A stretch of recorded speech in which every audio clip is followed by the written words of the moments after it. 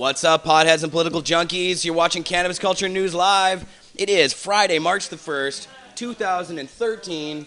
The Weed Guy's sitting here with me. Rolling, taking my position. Mark Klokeid, smoking fatties. Good to see all you guys out there in Pot TV land and everybody in the lounge. Thanks for watching, guys. Mark, this is your microphone, so I'm going to put it over there. No response from the lounge. They're so baked, eh? They're like, oh, what's going on? They're mesmerized. Something's going on. They don't know what's going on in the room, but something. So how's the sound out there in Pot TV land? I'm going to put on my own little earphone. Oh, we can actually hear things. Look at that. Amazing. Things are fine here. Starting to get smoky. I know that. It is starting to get smoky. Today on the show, we're going to talk to Mr. Mark Klokeid a little bit later about his trip to Spannabis. Before that, we're going to bring on Bill VanderGraff, who is a former Winnipeg police staff sergeant who is now a member of Leap Canada. Also on the show, Steve Finlay, another member of Leap Canada. He's the Secretary-Treasurer of Leap Canada. Also on the show, she's not here yet, but Joy Davies from the B.C. Medical Cannabis Partners, is going to be on the show. She's going to be talking about bringing the control of our drug laws under provincial jurisdiction rather than having them under federal jurisdiction. She's working on a campaign for that. And also, we have Neil Magnuson in the house. Neil, yeah! Activist extraordinaire. He'll be on the show talking to. You guys probably know him from the Freedom Tour. He's not on tour? What do you mean? He's here? Woo! Mark.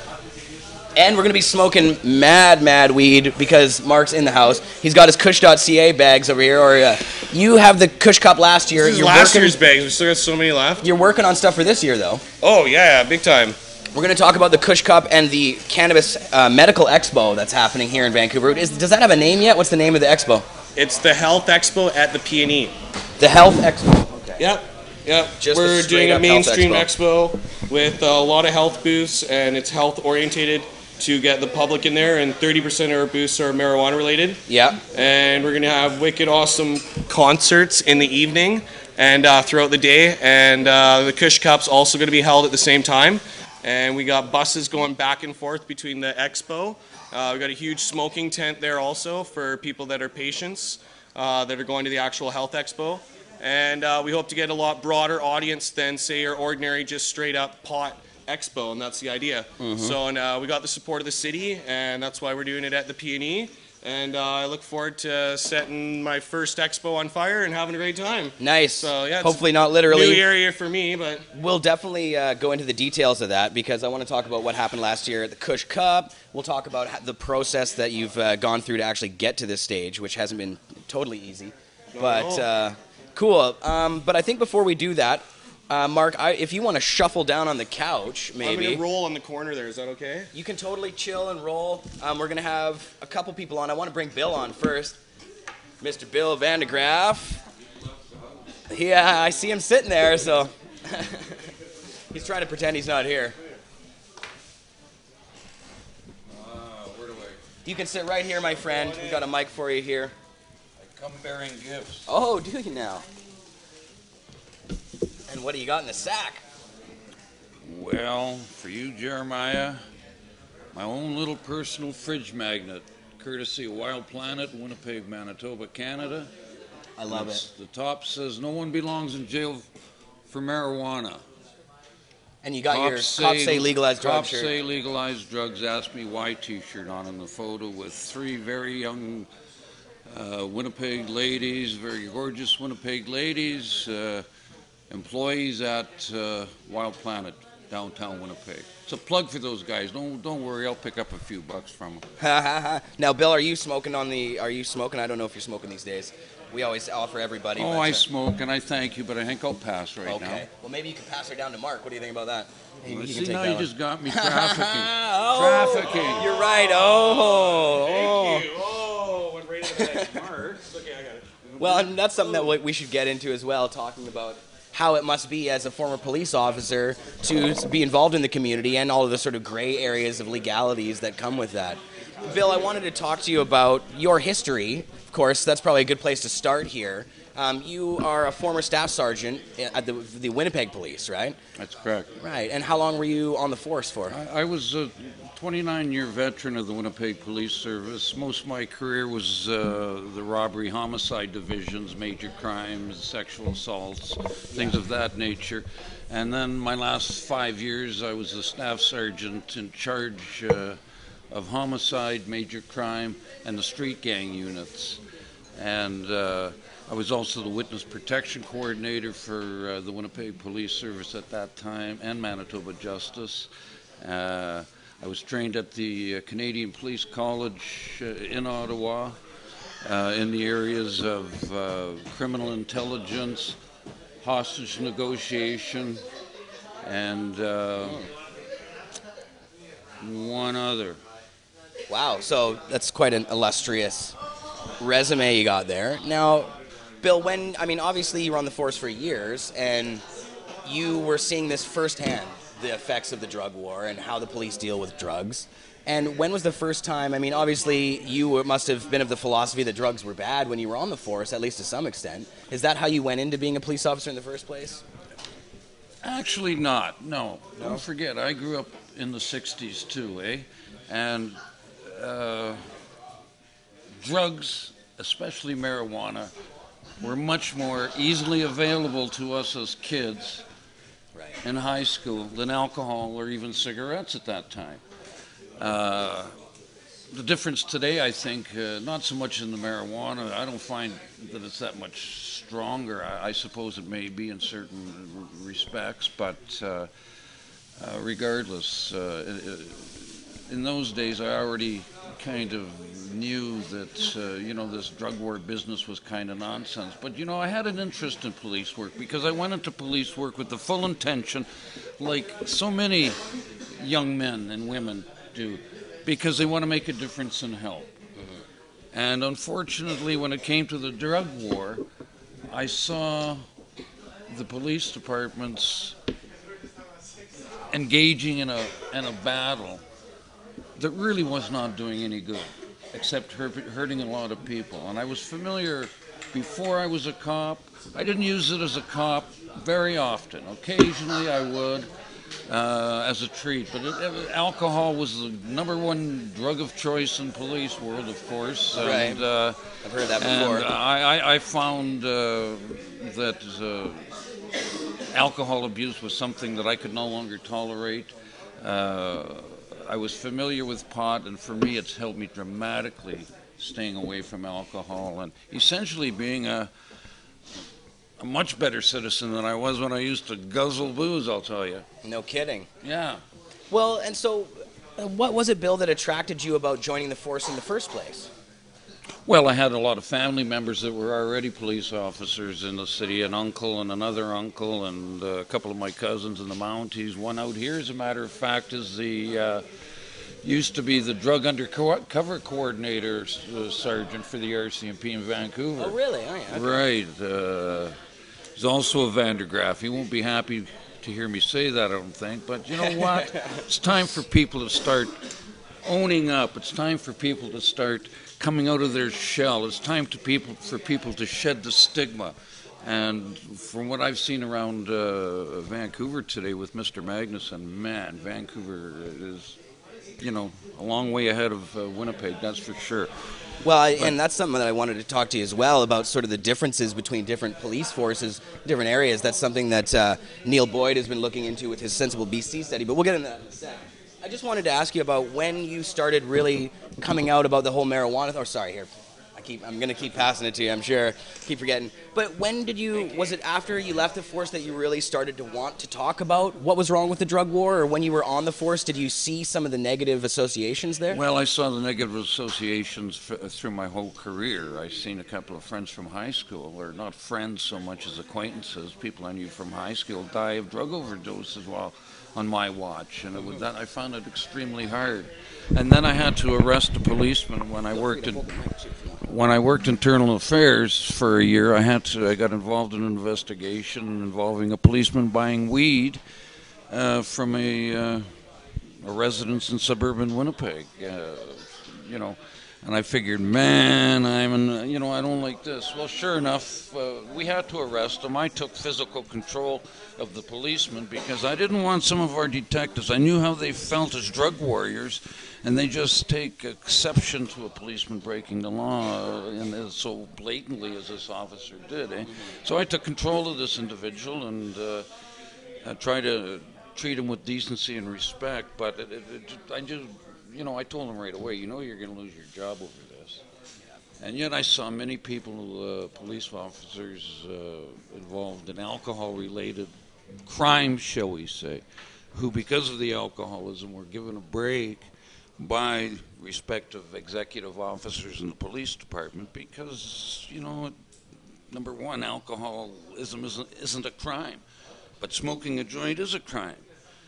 And, so I knew he was going to lose his job. There's no getting away around it. But I'll tell you what, he was a good young cop, and I felt bad at that time. And it wasn't something that I could speak out publicly about, of course, and that's why most police officers you won't around Vancouver say anything, except for David Bratzer of Victoria, the Leap Canada president, and I hope David is taking the time out to watch this broadcast, but he's a great guy. He's a very, very brave man, and I wished I'd had the guts that Mr. Bratzer has in Victoria to take on the entire Victoria Police Department, the executive. And you see, that's another problem with Prohibition, ladies and gentlemen, and Jeremiah, it is that Prohibition has tended so much over the years to prevent freedom of speech. And we saw a very small minority speaking out, and it's growing dramatically over the last 5, 6, 7, 8 years. But, and it's because a lot of people, although we see from the polls that they are, am I rambling? I feel like I'm rambling. No, not even slightly. No, I'm following you. You're fun. It's intriguing, actually, to hear it from your perspective, and for us, it's like kind of getting it from the other side, right? It is. Give me a break. Don't tell me you're following me. Yeah, no, listen to every word. Well, and I wanted to ask you, Bill, about, you mentioned the other police on the force and that relationship there, and you said David Bratzer is essentially taking on the force. Now, when you're a cop, I mean, is there that feeling from the other cops that drugs are bad? Or you said that you didn't want to speak up. What was it that was preventing you? Is it a fear of being fired? Or is it a fear of the sort of social consequences on the force? Or what was it that made you hesitate? Well, let me put it this way. I hesitated publicly. I didn't internally. Right. Internally, you always kind of got an indication who was sympathetic to the green cause, as we put it. And there's a lot of cops, even in the 70s, that were sympathetic to it. And but even today, I think today now you'll see police departments represent usually like a microcosm of what's going on in society anyway. Members represent gays and whatever, and politicians, the real bad guys. But well, it seems like here in so to finish that, I think that the police services, I think you're going to find, like society, it's going to be kind of split. But I think it's a horrible, horrible shame that when you have 50% of your police officers, and I don't think I'm unsafe in saying that. I stand by that.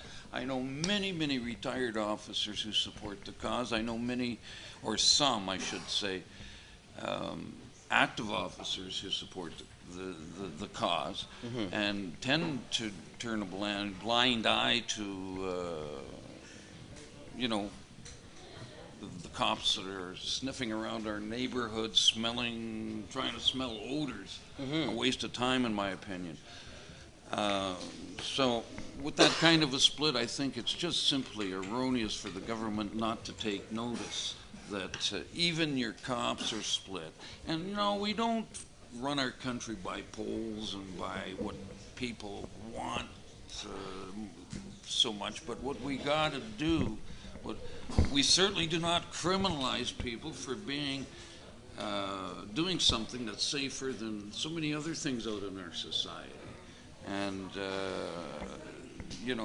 And if we start thinking a little more responsibly as citizens and looking at the different cultures we have within our society, that I think we're going to become a much safer society. I think our societies will become much safer. There's no need. The more you criminalize people, the more you turn people into criminals. And you know, we don't have to do that, and I never believed in that in the 70s. I mean, many of us turned a blind eye to minor drug offenses. And even as a homicide sergeant, I would say to my people, look, we don't act on minor drug beasts because we got a job to do here. We want to solve this homicide or this series of robberies or rapes. It's 420. Happy 420. Yay, it's Happy 420. Everybody. And so on that note, I wanted to say, Bill, I wanted to ask you how much of what you guys do when it comes to drug laws is a personal choice? Or is there a lot of, your bosses telling you to enforce these laws? Is there any sort of feeling that comes from the top down when it comes to these things? Well, I've been gone 10 years in the 70s, 80s, and 90s. A lot of it was coming from the top down, and but I think, to be honest with you, I think that the area, there's still a morality issue involved in the eyes of many citizens in our society, including police officers. But I think we do have a lot of police officers now recognizing that not just me. Did somebody say just me? No, there's lots and lots and lots. They don't speak out. We have many associated to our LEAP website, and all you people join our LEAP website, please. LEAP.cc. Yeah, or cops say legalize drugs, and I say legalize drugs, not just marijuana, but right up to heroin. Your inject site's fine, but many countries have great success in taking it a step further and prescribing prescription drugs and heroin. And I think that's going to make our city safer. And like I said last night during the speech at the UBC, that I saw Jeremiah at and Neil at and a few people, and hello, Joy. That's right. Now you see she distracted me. You were talking about the Sensible BC panel last night. Yeah, I had fun. It was great. Yeah, it was actually a very great panel. You guys can watch that on the front page of Pot.tv right now. It's up online. Bill, you were part of that. I wanted to ask you about Sensible BC and the campaign itself. The decriminalization effort here in BC is really, it's kind of like it has to be decrim because it can't be anything else. And that's about the best we can do, isn't it, in the province at this point? I think it's your best chance, and I think it's the best chance for the entire country, to be honest with you, to get to a form of legalization that will be acceptable. You see, I'm a guy that supports the end of prohibition, and legalization can take so many different forms, and it's got to be reasonable. And when we talk about medical marijuana and recreational marijuana, and hey, I love medical marijuana. I think it's a good thing for many people, but it's not a good thing for everybody. We know that. We know marijuana is not necessarily something that's embraced and accepted or even liked by a lot of people, but that's fine. But you don't have to criminalize people as being the point we have to make. And many police officers these days, I see the support I'm starting to get in Winnipeg from police officers, and it's unfortunate that prohibition is an offense that so many of the executive, for political reasons and monetary reasons, want to maintain prohibition. They won't speak out against it simply because, well, we see all the social problems associated with drug abuse in our society. Well, true, and so have I. I've dealt with the murders. I've dealt with the kidnappings. I've dealt with all the serious crime associated to prohibition. And it's not necessary. We have to stop those unintended consequences. You don't see liquor store employees being hauled out of their stores and executed for having sold a bottle of whiskey to some 16-year-old, do you? No. But I've seen a mother and two children under 5 executed for exactly that reason in Winnipeg, Christmas Eve. And very sad what prohibition has done to our society. And I've watched crimes like that build in our society since the day I joined the job in December 1972. It just progressed and progressed. And you think we have problems in society today?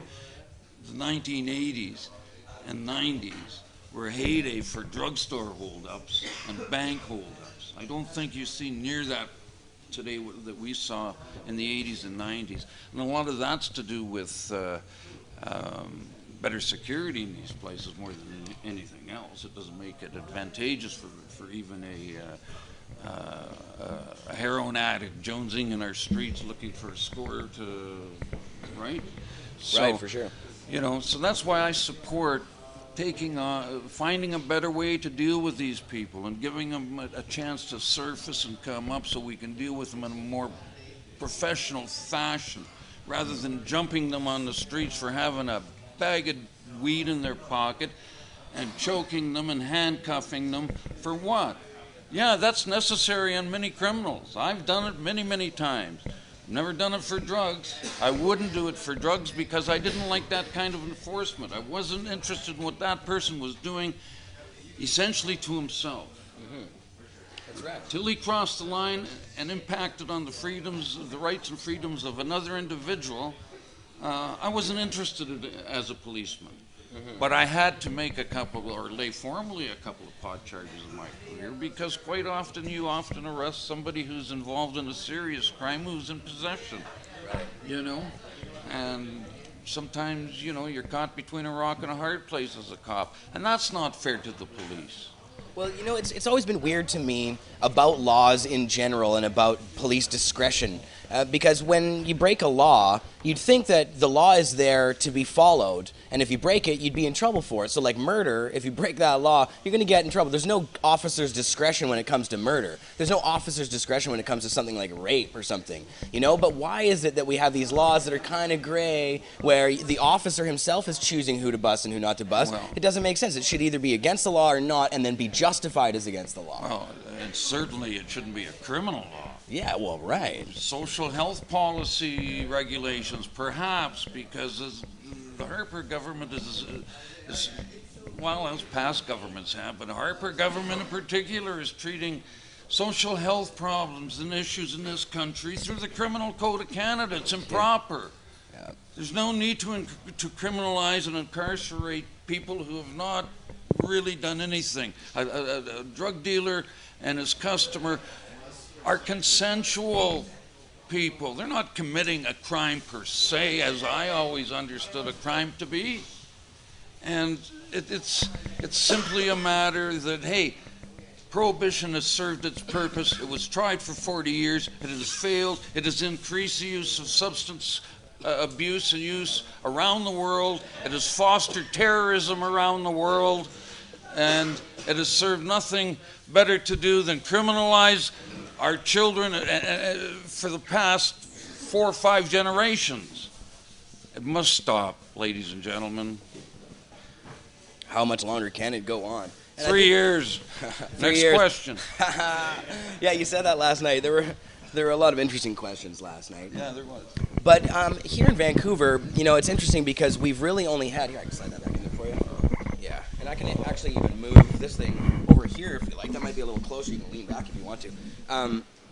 Yeah, in Vancouver, I think last year in 2011, the VPD only arrested 6 people for possession of marijuana. Or charged 6 people for possession of marijuana. Neil. But in the rest of the province, Neil, that was Neil, yes. In the rest of the province, we had just tons and tons of arrests, actually more than any other province in the country. But that's in the other cities, not in Vancouver. Right. So there's a lot of this discretion, I guess. I mean, obviously the VPD is different than the RCMP, but I always wonder, you know, why is the difference so huge between those two things? And again, it can't be just officers' discretion then. It must be coming from the top down. Because, you know, all the officers in Vancouver on the other side, they're all pretty similar people. Are the officers on municipal police forces similar to RCMP officers, for instance? Well, you know, and you're absolutely right. There's a huge disparity right across the country with that kind of thing. Vancouver and Toronto don't seem to enforce minor drug laws to any great extent. I don't necessarily say that's correct either, because like you're saying, it's police discretion here. So what's happening? Vancouver had 6 possession charges of cannabis, you're saying? Yeah. No shit, eh? Yeah, that's it. Wow. Yeah. Pretty. Well, So what the hell fourth, is this? What is this doing in the Criminal Code of Canada? Yeah, it's not pretty, a crime. No, it's insane. And the police department, that sends a signal in and of itself. But then the question comes up from people, is that what's happening to the pot they're encountering? Are they keeping it? Converting it to their own use? Yeah. Are they disposing of it right on the street and flushing it down the street? And I can tell you in the 70s, 80s, and 90s, and I don't really give a shit what my ex-bosses think or say at this point in time, because does it really matter? The fact is, there's more marijuana and drugs being flushed down the toilets of police stations nowadays than there was in the 70s and 80s and 90s, I'm sure. And there was lots going down then, because it was a waste of the time. Not everybody thought like I did, but I'll tell you what, a lot did too. I've had many bags dumped out. Yes. I've had a few more and a few bags dumped out. No kidding. Yeah. Ooh. Huh. And, Even with an exemption of that. Well, I can see why. You kind of look like a criminal. Yeah. ha ha ha. I smoke everywhere. Oh, what am I doing? I'm not. I don't smoke.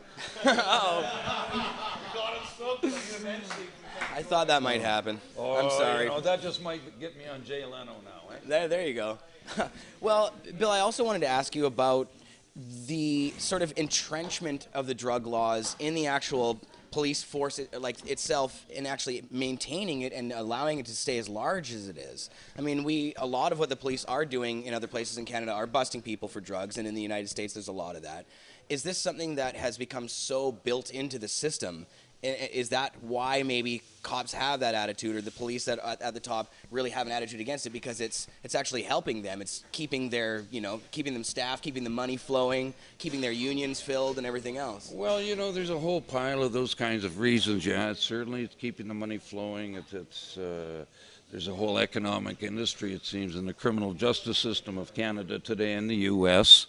in particular, and we're going to see it get worse in Canada, I think, with private prisons they're talking about and things of that nature, which is just totally insane. Like, I think, man, we're going back to the friggin' Dark Ages. No kidding. What is this shit? Well, and you see that GEO group, and the GEO group who's now lobbying to come to Canada. This is one of the American private prison companies. In Florida, they're actually bidding right now to have their company named, a stadium named after their company. So you're going to have the GEO Group Sports Stadium in Florida, and it's actually becoming, they're openly advertising these things now as corporations and businesses. Yeah, and they call pot possession or pot growing or pot, whatever you're doing with pot, or drugs in general, as a moral crime. A moral crime. Right. Well, I never really thought too much about those so-called moral crimes, even as a cop, and I didn't work it much. Occasionally you have to get involved in those situations.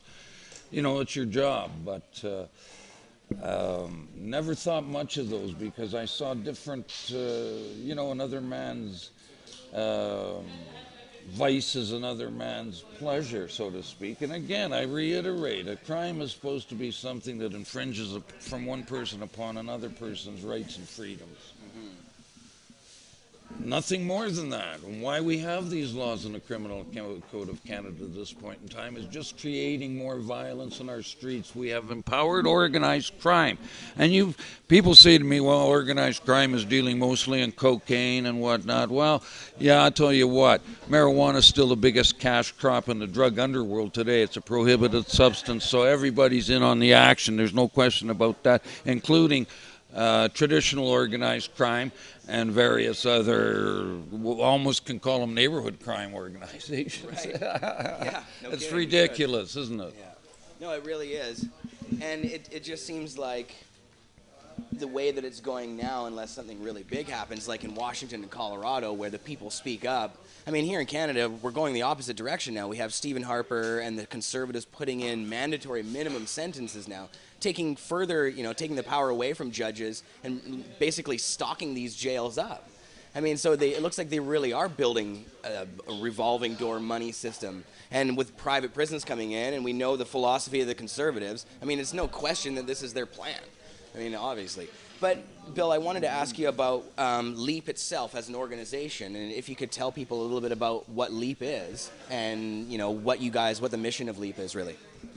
Well, Law Enforcement Against Prohibition is an international, charitable, educational organization based out of the United States. It was set up by Jack Cole, Peter Chris, and 3 other members, 1 Canadian, John Guider, I should say, out of Niagara, I believe, some years ago now, 2002, eh?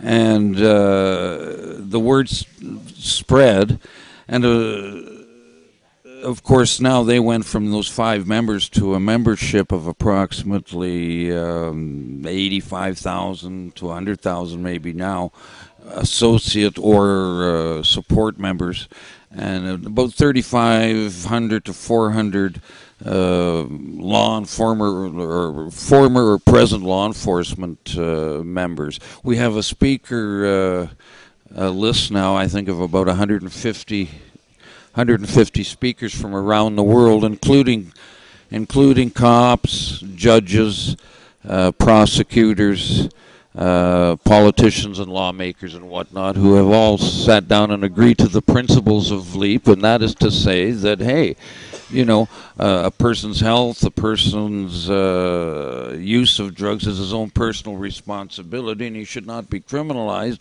for that. And no person should be criminalized until such time as they infringe upon the rights of another human being. And drug dealing crimes are essentially consensual crimes. And that's the thing that makes the vice crimes, in my opinion, so potentially corrupt. Not just potentially corrupt. We've seen corruption in the police ranks over drugs.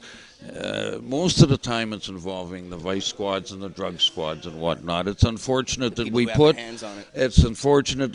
our police officers into the lure of drugs, just like we do our street gang members. They're lured into it because of the profits. Right, we now lure police officers into corrupt activities by having available to them, with no accountability, by the way.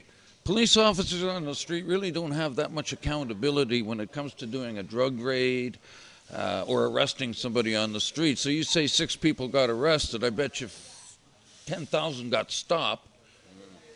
You know, what's happening and you know, those questions come up, but I'm glad to see there was only 6 charges, because they're suggesting to me now that it's not a crime that should be on the Criminal Code of Canada. Mm-hmm. Is that stuff, you say those questions come up, but is that stuff talked about, like, you know, in your staff meetings, or does this come up and are people getting reprimanded for it, or does it ever? Well, I don't know. When I was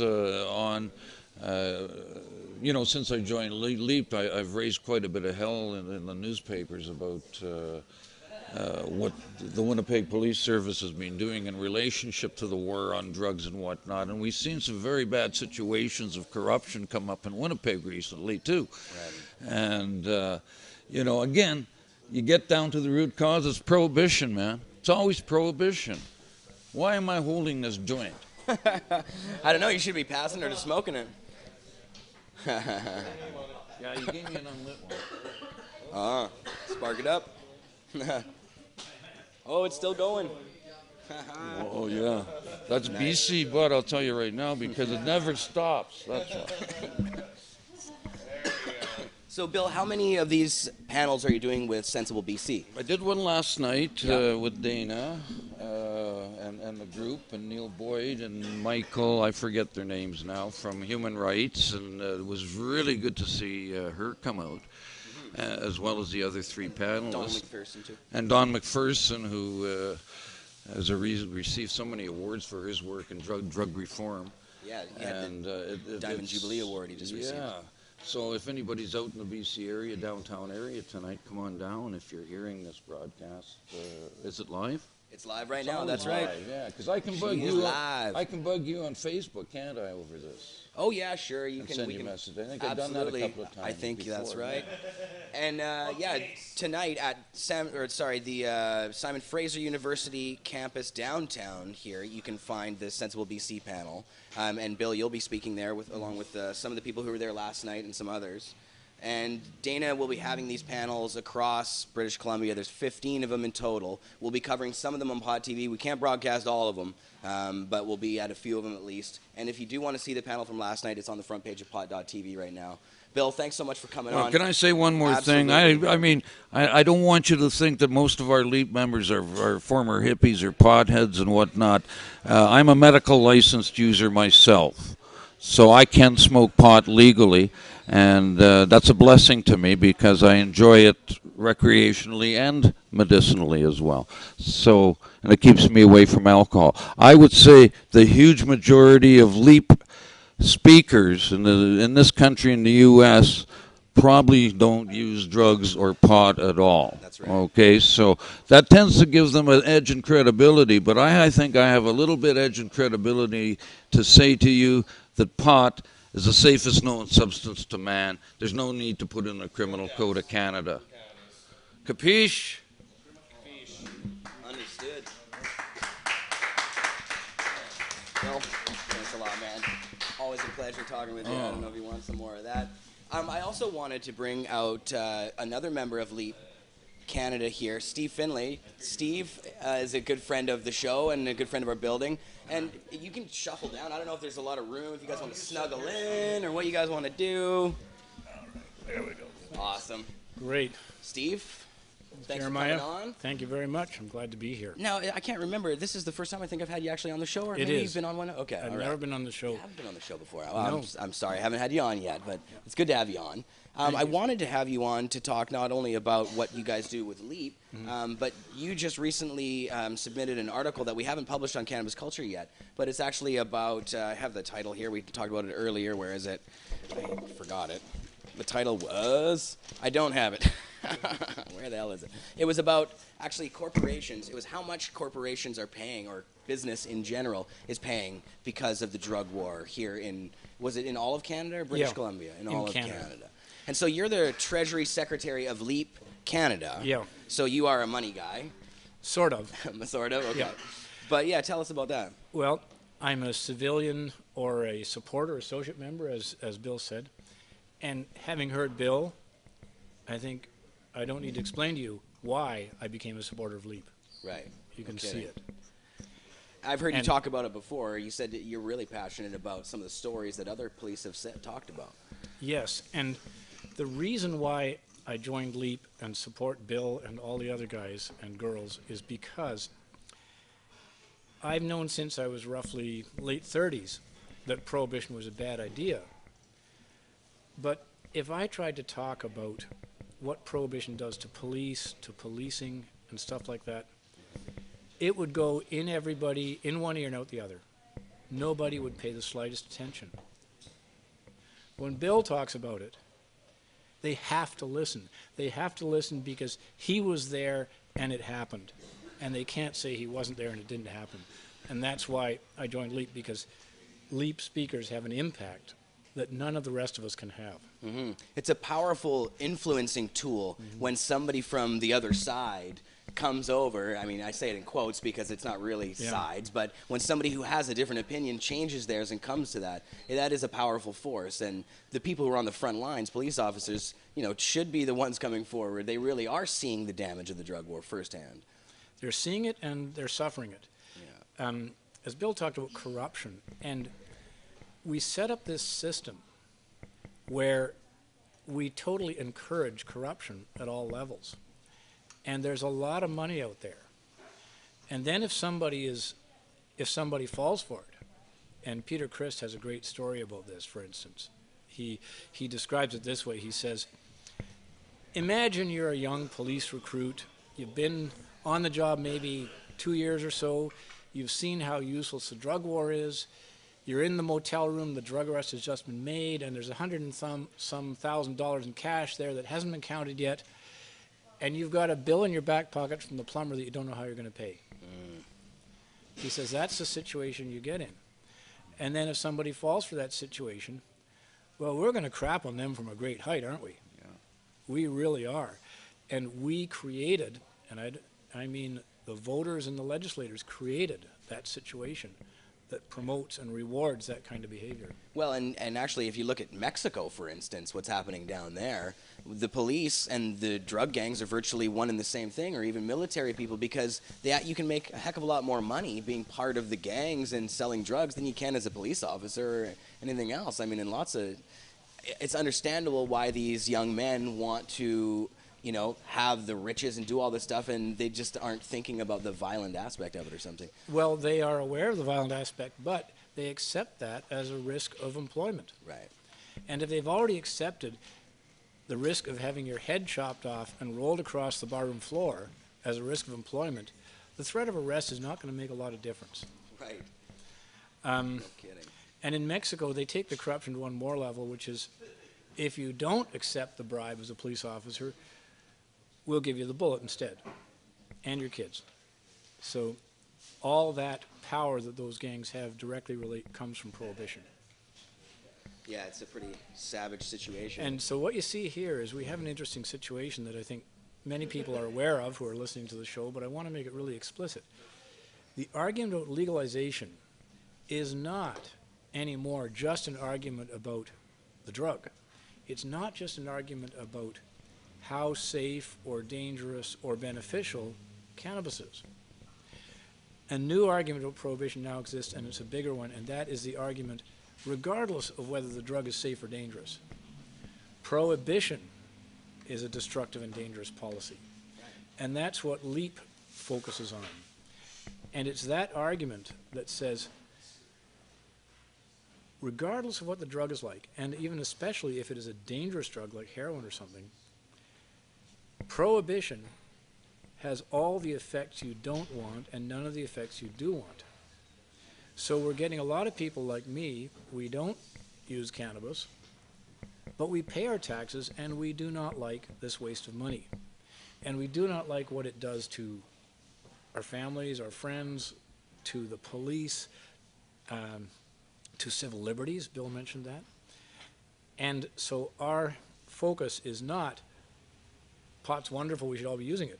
Our focus is prohibition is so horrible, we have got to stop, and we've got to stop yesterday. And it'd be better if we stopped 40 years ago. No kidding. So there is what's happening in this whole argument. It's gone beyond just what headline writers call pro-pot. It is now anti-prohibition. And it needs to be more and more anti-prohibition. Yeah, I just have found a statistic here about the Mexican drug cartels pay about $1 billion a year in bribes, according to a New York Times report of June 2012. President Felipe Calderon's drug czar was charged in 2008 with taking $450,000 a month in bribes. Of course. Wow. Then we have the Quebec construction industry everybody's familiar with. I've watched that quite closely. Nobody's talking about the main issue here. The main issue is prohibition providing the mafia, the organized crime groups, the traditional mafia, with the ability to make such huge profits that they can corrupt our government officials. Yeah, for sure.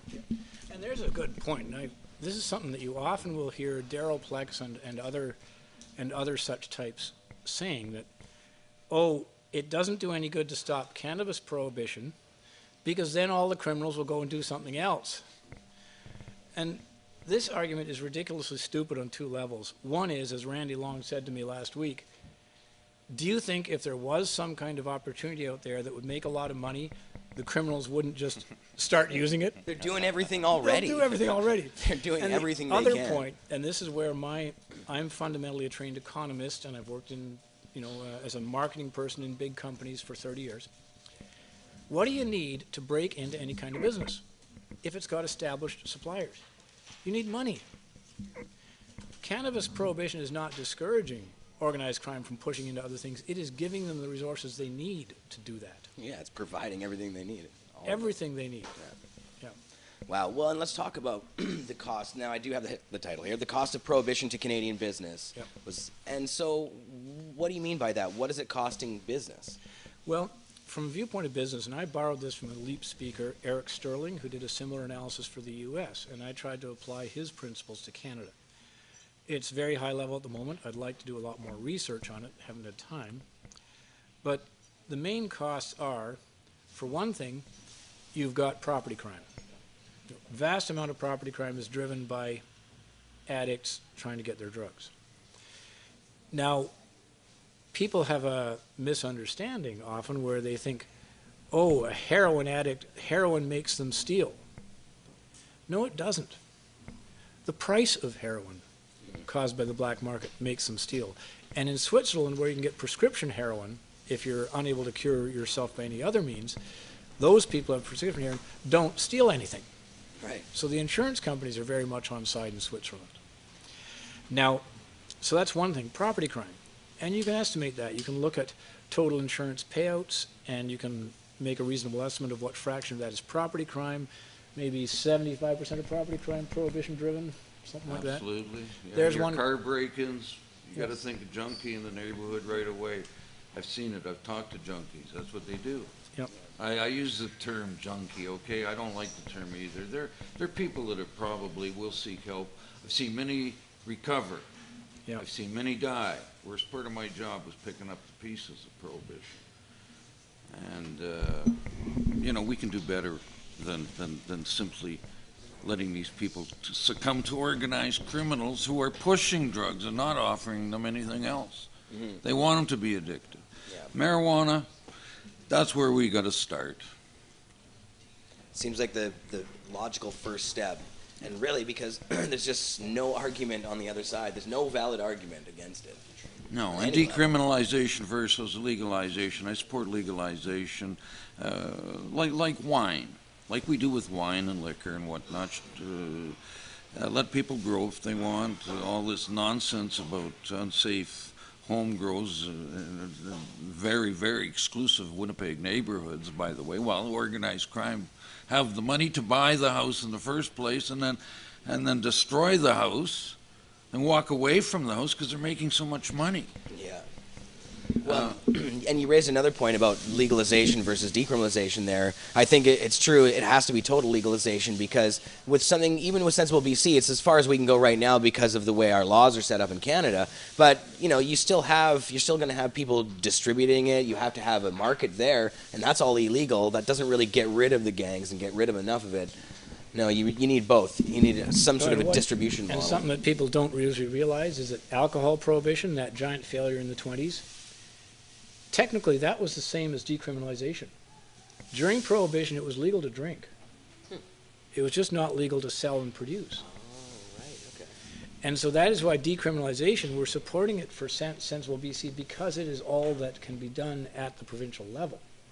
But we know it's not enough. We know that the supply and the market has to be legalized in order to get all the dangers of the black market out of it and in order to stop making criminals rich.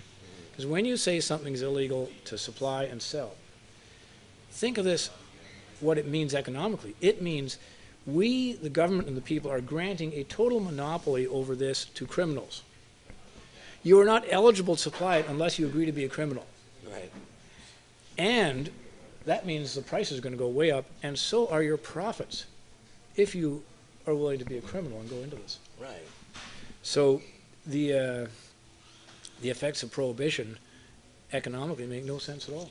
Let me say something as a former cop, that one of the arguments you may hear, I haven't actually heard it myself because I don't think even the cops believe it so much, but simple minor possession charges of people who are ordinary people, lawful citizens at the best of times, with a little bit of pot, gives the police an opportunity to build their databases around the country too.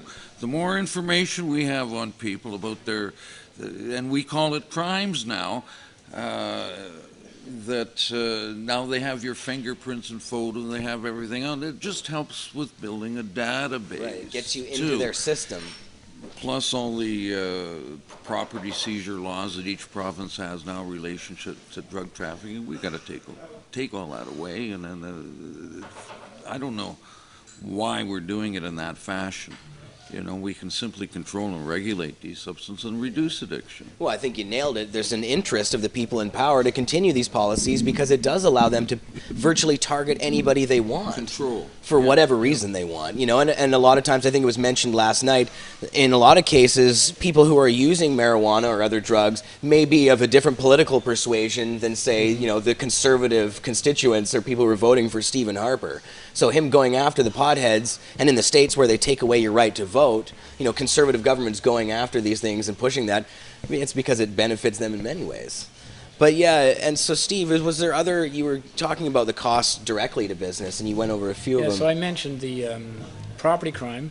Another one is, you know, businesses pay a certain share of the total tax bill for Canada. It's a pretty big share. Well, governments spend $2.2 billion as of 2002 on the drug war. They waste $2.2 billion a year. And as our guys, as Jack Cole always says, it's better if they would flush it down the toilet than if they use it for prohibition, because all they do is make criminals rich. Anyway, that's $2.2 billion. Well, you know, around half of that came out of the corporations and businesses' tax payments. Right. Then there's another one. If somebody who's a law-abiding citizen is arrested for a cannabis offense, and the vast majority of those arrested for drug offenses now are arrested for that still, they go in, and suppose that goes all the way and end up in prison. Well, when you are in prison, you are not anymore in the market. And you can calculate how the total aggregate demand that's lost. The total amount of income that people who could buy your products would have if they weren't locked up in jail, costing us money. Right, of course. So there's another cost to business. And the preliminary estimate I got is roughly $4.3 billion a year for Canadian business is what Canadian business loses in reduction of demand, tax payments, and property crime. 4.3, you said? Yeah, roughly. Wow, it's a big chunk. My goodness. Well, and Obama now, isn't there, they're cutting 8.5 billion or something, is that what it was? 85 billion, wow. Well, I guess Canada's 10 times as small. Cutting it from? Oh, they're cutting it from the federal spending. Well, they can and I guess it's not really, I doubt it's from military spending, or I doubt it's from anything that it should be cut from, but it's probably from, like, you know, civil workers and people like that, from their paychecks, I'm sure. Drug wars 75, like Bill says, they don't need to cut a thing. They could just stop prohibition and they'd have the money that he needs. No kidding. Well, some people have argued that because the drug war is so entrenched in things like banks, with all the money laundering that happens, in all of the, you know, law enforcement structure that's there itself, would it be a hit on the economy in another way if we ended the drug war? I mean, all those cops, they wouldn't have a job anymore, for one thing. That's a misleading thing. For one thing, there's work to do. They should be working on other things. There's lots of work for the police to do out there, and unfortunately we see cannabis prohibition in particular as a way for many cops to simply give the perception they're doing their job without really accomplishing much of anything, okay? Some like to get into the vice work because they have a hate-on for the subculture of pot, as they would put it, or drugs in general, which I think is starting to change in the police departments generally.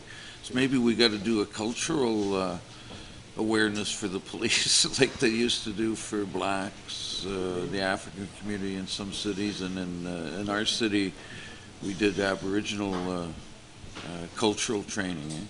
Right. Yeah, that's and I'll give you another point about that.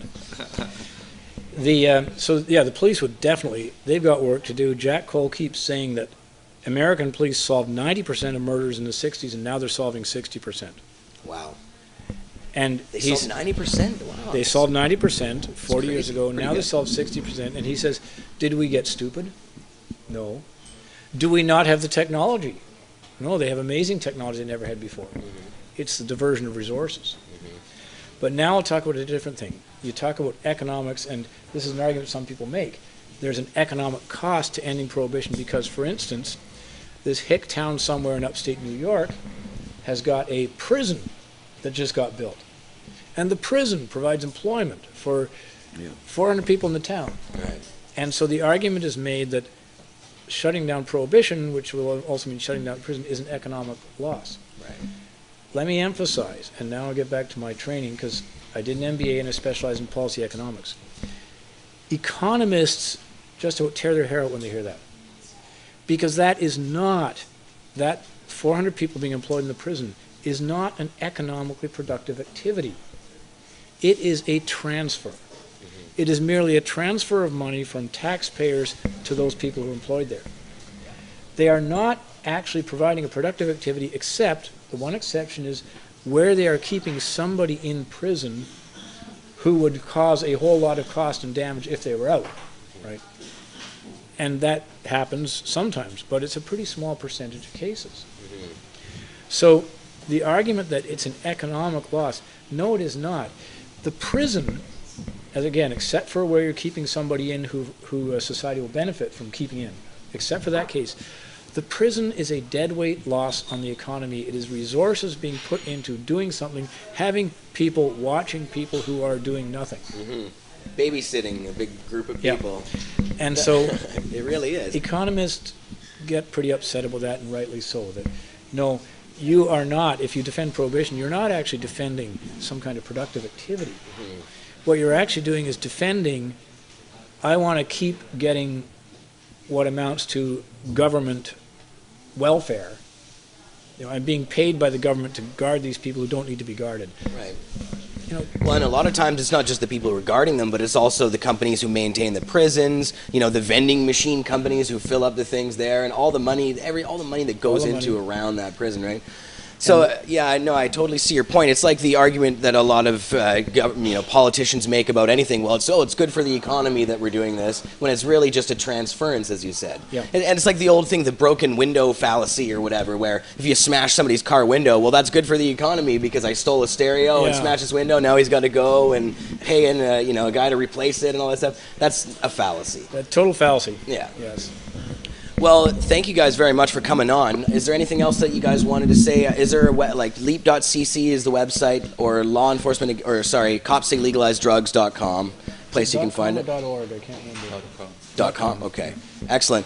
And look for this article coming up from Steve on Cannabis Culture. And I'd love to have you guys back again sometime soon. You're in town, you're not in town, but we'll get you back when you're here next time. You betcha. Thank you very Awesome. much. Thanks, guys. Much Thanks very much. appreciated.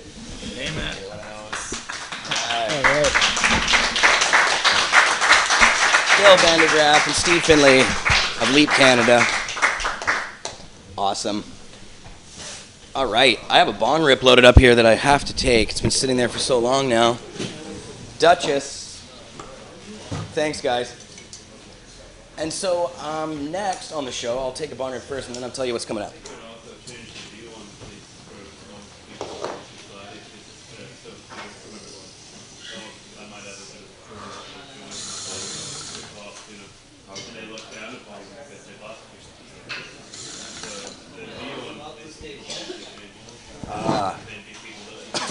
Thanks, Duchess. All right. So next on the show is Joy Davies. Now, this is her first time on the show as well. Joy is from BC Medical Cannabis Partners, and Joy is an activist she's been taking part in the MMPR protests recently, and also we're going to talk about a campaign that she's working on to put our drug laws, or at least marijuana laws, under provincial jurisdiction, health jurisdiction, rather than being under the federal jurisdiction. And that's something that a lot of us have been talking about for a while. It really should be part of the healthcare system here, which is regulated by the province. Joy, very nice to have you on. Nice, thank you for having me. And For sure. really delighted. Well, Joy, maybe tell us a little bit first about, you have some stuff with you here. Do you want to talk about what's going on? I got some props. You got young, and it looks like, is it a memorial for somebody? Yep. It's the reason for all the activism. This is my friend Priscilla, who was diagnosed with erythromyalgia and suffered with her debilitating symptoms for 10 years. Yeah. Worked with her doctors as much as she could. She was a former dietitian at UBC and lived out there. They couldn't give her any relief. I took her the Compassion Club papers because I'm a federally licensed now patient. At the time, I was just with the Compassion Clubs. And I was never a recreational smoker. Never. My father was, but I wasn't. Yeah, but I had been suffering and nearly dying on the side effects of 13 pharmaceuticals. And friends brought me some joints, and they said, we don't want you to see you die, Joy. You need to do this. This is medicine, which I did. And over a period of time, got off all the prescription drugs, got out of bed, had no more zombie head, had energy, and became active in life again. So I knew personally the benefits of this wonderful herb. Her doctors would not allow her to go to the Compassion Club. They chose to put her on methadone instead. So Priscilla, and she's a nice, straight, conservative lady like me, and she followed her doctor's directions. At this point, she'd actually become quite isolated. Her disease, complicated by biomechanical problems, led her to crawl on the floor. She could not walk. And the methadone, of course, she became addicted to. And no benefit to her disease whatsoever. It made it worse. And she did get herself off of it. She called me on a Friday, and I had been just elected to City Council in Grand Forks 2 weeks before, and preparing for our installation to City Council the following Monday night, December the 1st. And she called, and I knew immediately there was something terribly, terribly wrong by the tone of her voice. And I freaked out. I didn't know how to cope.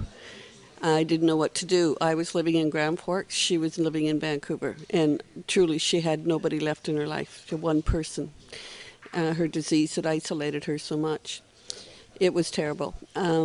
Anyways, I made her phone me back, which she did. And she tried the best she could to have some form of quality in her life, and she was an artist. She would design quilts and, beautiful stuff. She was the #1 BC Quilter Awards for 2 or 3 years, and designed all her own patterns, etc. So she had a big show on the Saturday, the day after I talked to her, and I said, you have to go. You need to do this for you, blah, blah, blah. Which she did, and this is a picture that someone took of her at her show with some of her artwork there. Beautiful. And then on Sunday, I phoned, there was no answer after our installation ceremonies. I think it was Sunday night or Monday night. And I had a heavy feeling, and I knew something was wrong. And I emailed, and I phoned again, and I phoned again. And the second day, I phoned a friend down here, and I said, please call the RCMP. I think there's something wrong.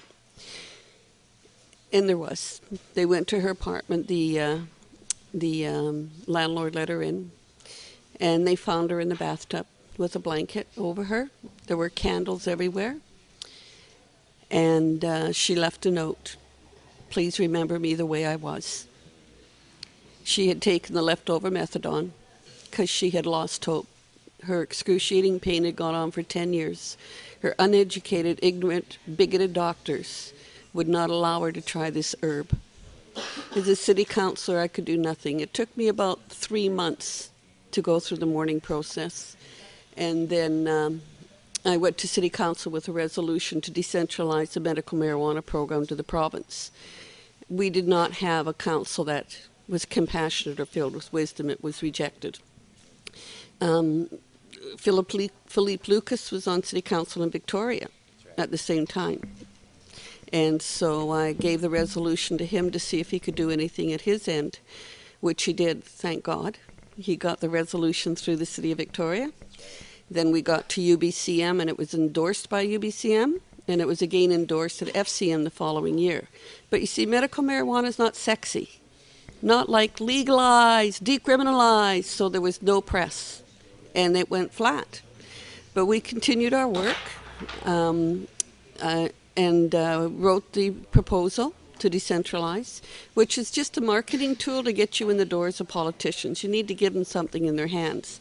but it was only a summation of work that everybody else has done. The Philippe Lucases, the Riel Kaplers, the Mark Emerys, some of the politicians that were compassionate over the years. We referred to the Ledane Commission and their objectives and their recommendations that the governments had not picked up on. We knew the MMAR was a whole huge failure, and it was abusing people who were already sick. I'm a member of LEAP myself, but I won't put any time into legalization because I see the huge stakeholders. I see the corruption. I see the banks that are making trillions of dollars laundering money and getting a slap on the finger with a fine, nobody in jail. So I can't put any more time into that because I don't see it happening for a while, and my God, I want to be proven wrong. But I do see a possibility to be able to remove sick people from the abuse of government, from the moral judgment of people around them, from the abuse of the bad guys, to allow them the opportunity to have a life so people like me can play with our grandchildren because we have energy. We can commit and work on within our communities and contribute to life as we choose to. This is a substance that is very, very helpful. There's not one death, as we all know, that's converted. And if there was a death, it would be all over the newspapers. Oh, yeah. And you don't see it. No. Statistically, last year in the U.S., 115,000 people died in hospitals by the side effects of properly administered pharmaceuticals. How many died outside that lost hope? You know, why the disconnect? Huge disconnect. I think it's now, there are some compassionate people that have some very people around them who are not advising them very well.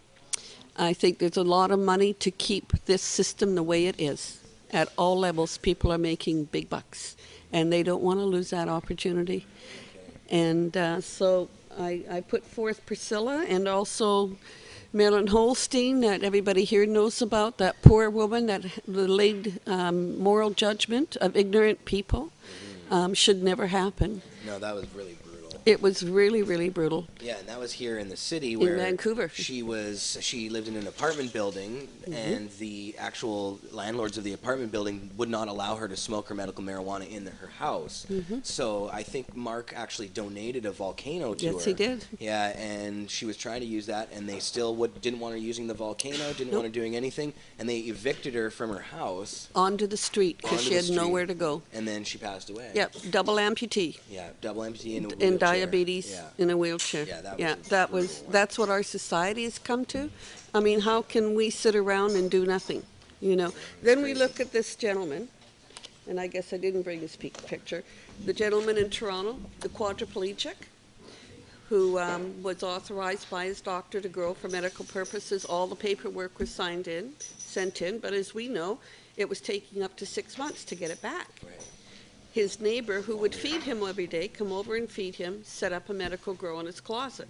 Somebody at the co-op didn't like it. The next thing we know, there's a SWAT team at this poor man's door, pushing him aside, ripping out his medical grow, you know, back into the courts again. But that kind of damage is far, far more than any drug could ever do to a person. Oh, sure. You know, so we keep on fighting for those people. The new legislation that's coming down, and it's not set. And I just had a phone call from my member of parliament today, because they're all, you know, our group is heavily lobbying the MLAs. We're getting tired because we've gone through all proper protocol, all channels for 3 years, and we keep getting the same politely straw man's arguments back. Oh, well, it's a federal jurisdiction. Right. But they don't finish the sentence, because often federal substances and things that are under federal rule are downloaded to the provinces. More recently here, the meat processing killed how many people? And so finally, the federal government, they let the provincial government deal with it. It was on the radio 2 days ago. They can do that with this, because we are, yes, it's a CDSA substance, but InSight is set a precedence and open the door for a second bilateral federal-provincial pilot project. So our group is lobbying our premier and every MLA in the province, doesn't matter their color of their card. They all have the proposal, a letter from us. They have the one-page summary, which basically they will read, because they get 1,000 of 20-page executive summaries every week. They don't read them. But a one-page summary of the points, 8-page benefits to government to take this on, and a statement, please strike the committee before the election to set parameters for a pilot project. Allow the patients, who are the primary stakeholders, to be at the table. And let's get this job done. And so let's go into a little bit more detail about how that works with when it comes to health here in the province. Health is the jurisdiction of the province. Yes. So, and you talked a little bit about insight and some of the groundwork that's been done there in the recent court battles. But now marijuana, of course, because it's regulated federally, there is no way to actually stop, Sensible BC is one way of doing it by defunding the police enforcement for it. But if we put it under that health jurisdiction, now is this something that has to go through the courts to get there? I mean, you guys are talking about doing it, legislating it through government, but is there a way to do this through the courts like Insight? Well, the coalition, the repeal with John Conroy and Jason Wilcox, and I'm part of that team as well, that is going through the courts. And I don't know if you've seen the letter from John Conroy that he submitted to Health Canada. I haven't seen it. Excellent. It's on CCC. Check it out today. And but as far as the downloading to the province, you don't need to go through the courts. It's a strictly political decision. And if they work cooperatively, which can be done and which should be done, we would be able to develop a program where we can create jobs in the province, jobs through agriculture, jobs through production and manufacturing of the variety of products that come out of cannabis for us to use internally and externally. Compassion Club should be growing and be independent business and brought into the circle. What's happening now, as we know, is they're trying to remove them altogether. Well, that's our source of education. How will you teach the people? Through an internet site, which they're trying to do? I don't think so. Doctors are now opposing everything at the federal level, but there's 20,000 different studies. They just don't want to look at them. They want us to do more research. Well, if the marijuana industry had the bucks that the pharmaceutical industry does, sure, we could do all kinds of stuff to teach doctors, pay for their holidays and their golf clubs and their tournaments and educate them, How much research really needs to be done? Because, a lot has been done, and it's been many years, and no doctor, you can look at that research and no doctor's going to tell you that marijuana is really that dangerous for you. There's a lot of them who do tell you that, but when you look at the evidence and the research, it just seems like, why are they so heavily biased in that direction? I just can't understand it. I think, as I've talked to doctors, and I've worked with a lot of them, they haven't been given any information at all through their courses. Right. This comes back to the early 1900s of the Rockefellers financing students to go to university, become doctors, and use their pharmaceutical drugs that they were. So it's a total, conflict of interest that everybody just let slip by. In BC, we're lucky right now with Dr. Ethan Russo and his group, and that's why I brought this flyer, and that my printer didn't work well. So if you guys have got a doctor out there, you email us at bcmedicalcannabispartners@gmail.com. We will send you a flyer that you can give to your doctor, because at UBC in June is a conference on medical cannabis. So they have no more excuses. My understanding is that there has been doctors from around the world that have registered. There's not one doctor from Canada that is registered. Now, why has that happened? So please take this to your doctor, let us know, so your doctor can't tell you, well, I don't know anything about it. Well, here's an opportunity to learn to begin with, and more of this has to happen. Yeah. Right. That's the Independent Cannabis Research Society. Cool. And maybe, Marius, can you show that off to the camera, maybe? How's everything going on the broadcast, by the way, Marius? Just going to wrap your mic cord around the thing because your chair is rubbing. Oh, okay, sure. Sorry, guys. How about that? You see that? Yeah, looks good. Nice work. So, Want me to show off some of your... Sure. Would you do yeah, that? Thank you. That'd be really nice. One of the things we're asking everyone, because our MLAs, there's many MLAs that are totally supportive for a provincial program. That's great to hear. It is great, except they need tools to push it up to the Premier's office, and the tools they're asking for are letters from their constituents to say, please give us a BC designed medical marijuana program. So we're asking people to write their MLAs. Coincidentally, we have a nice package, and we will email that to anyone. So again, the email address, bcmedicalcannabispartners@gmail.com. We'll send you the package that explains the process and a sample letter that you can send your MLA. We'll send you the one-page summary of the proposal, the benefits to the government, and if you want it, we'll send you the proposal itself. One of the things that a lot of people are not aware about is the federal government's own cost analysis report that came out on the new medical marijuana program. Page 9, it says right there, they expect 30% of medical marijuana users not to be able to afford to buy the medical marijuana through the new program. As a patient, I translate that. My Prime Minister is telling me that as a poor, living on disability patient, which most patients are, you can't afford to pay it.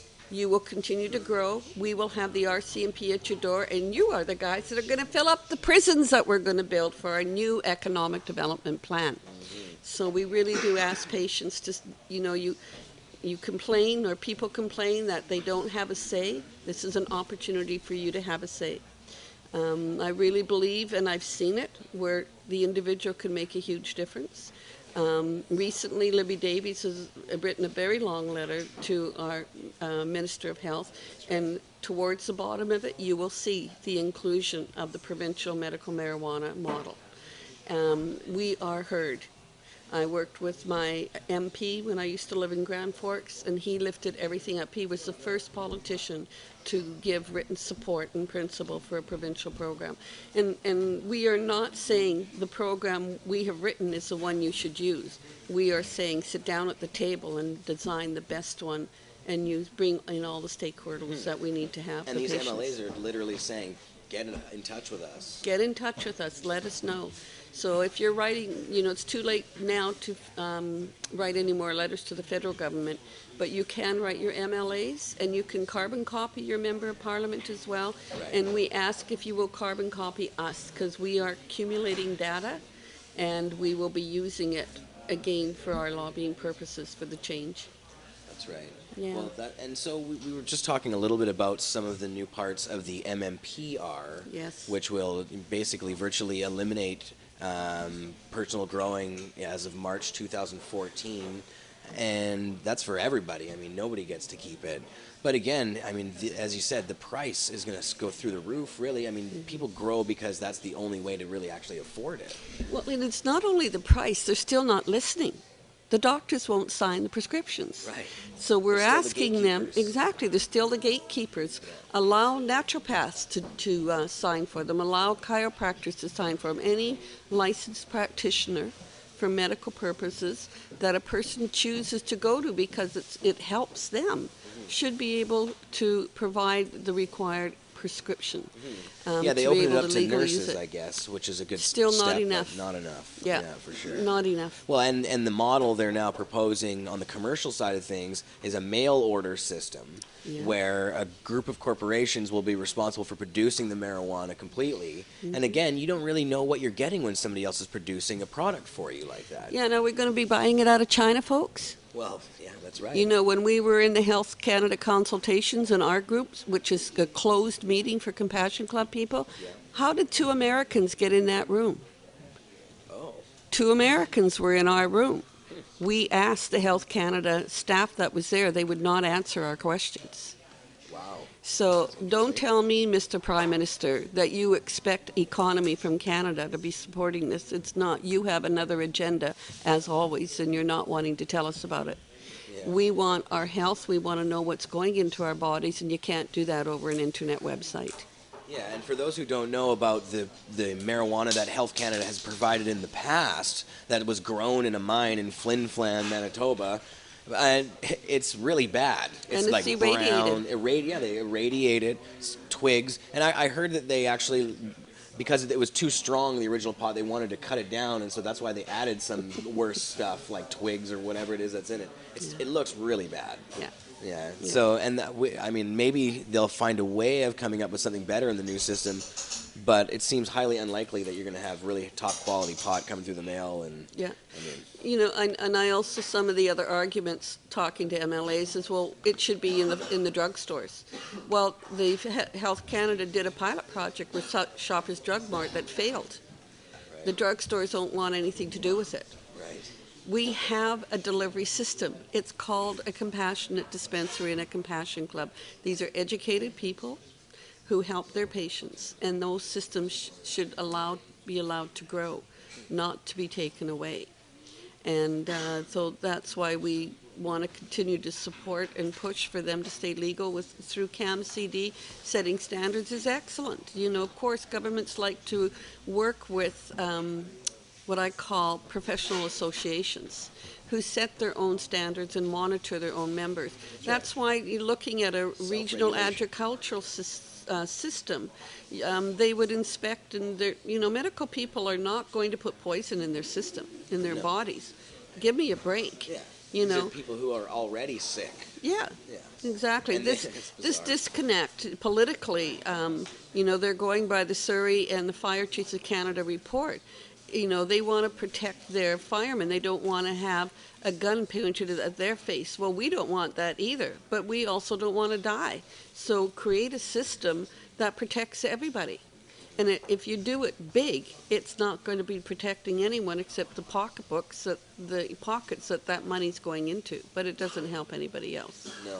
No, and it's such a strange system we have now where you mentioned you hope that dispensaries stay legal, but they're kind of not really legal. They're in this gray area where some of them are being busted, and in fact I heard that today one was busted in Vancouver. Does anybody here in the room know about the bust that happened here in Vancouver of a dispensary? Anybody heard about that? Yeah. I don't know. I'm not actually sure which one it was. I just got word from a little bird over my shoulder named DML who said that a dispensary in town got busted today. That's terrible. But, yeah. They're not legal. They never have been legal. Right. They're tolerated. When you're outside of the city of Vancouver or Victoria, you have a hard time. Yeah. You know, but Yeah, tolerated is a it's good way to put tolerated it. is the only way and we want to make them legal. Yeah. You know, we want them to have their business like they should be able to have. Let's get the agricultural community going and greenhouses, and let's take the heat that's coming out of factories, which there's a factory in Grand Forks that all of the heat goes outside. Well, attach a pipe and put it onto a greenhouse and and grow the cannabis. Yeah. You know, recycle everything you can, make things partnerships. And we can partner with our civic governments and our provincial governments and federal governments, but we can't do it with closed minds. We can't do it with attitudes that are not wanting to see and listen to the evidence. So it's a paradigm shift that we're also fighting, and that's a hard one. It is, and it's convincing. Again, you can see a lot of the press going to work right now for this issue for the government, where I've seen a couple articles. One was that medical marijuana grow-op terrorizes neighborhood. That was a CTV title about how the neighbors were so terrorized by the smell coming from this place. And, oh, my God, it's so horrible. I can hear fans blowing. Yeah. These were the terrorizations. And they really literally led with that headline about it's like they're turning us into terrorists now. Yeah. But, again, they're targeting these grow-ops because they want to remove them. Yeah. And they're saying they're coming up with these crazy things like they're all lighting on fire and all this stuff, when actually we know just by looking at a few of the statistics that it seems like anyway that when you have a grow up, you're less likely to have a fire than more likely to have a fire. Yeah, you're more careful. Yeah. We were, our group took a booth at the Zoomer magazine trade show last weekend. We talked to over 1,000 people. If you haven't had a chance to read it yet, Zoomer magazine current issue, Moses Zamer's article on medical marijuana is incredible. He is totally supportive. So we had some people that came by and said, yeah, well, I don't like the smell of it. And I says, I drive home to White Rock and I have to drive by the smell of horse shit and cow dung. And I don't like the smell of that either, but it won't kill me. So it's just very subjective to do with the smell. And I appreciate, like one lady had whomever was in her apartment, they had no circulation, so it was coming out from outside of the apartment into the hallways. Okay, that's pretty rude. That's not necessary. You don't want to impose on other people's lifestyles. But it was all of the people. There was only one individual that was totally against it, and just quietly listening to him bellowing and looking at his physicality. I'm pretty sure he was an alcoholic that smoked a lot of cigarettes, because that's what physically he looked like. And he's entitled to his opinion, but I'm entitled to my health. I'm entitled to be strong enough to be there to talk to him and listen to his opinion. And on the pharmaceuticals, it doesn't happen, but on the cannabis, it does. So, people, we just need to have a paradigm shift and acceptance. One person said to me, well, my son's best friend nearly got killed by a guy in an accident and he had died. The other driver was smoking pot. Well, why would you condemn me as a patient because someone was an idiot enough to get behind the wheel of a car and cause an accident? And what I didn't tell her is the catalyst for my disease was also a car accident, as I was a passenger with my husband driving on our way back from our honeymoon. And it was a guy. And as soon as he opened the car doors, all the smoke out of the pot came out. But the second accident was a guy driving through a red light. Nothing to do with pot. Accidents happen. You cannot penalize sick people because other people are, I want to be polite, not thoughtful or considerate of the world around them. Yes, it's true. It's very true. Yeah, and you can't blame substances, or it's silly. Blaming pot for it is as silly as blaming other things for it. I don't know. It's just ridiculous. Yeah, it is. Not well thought through.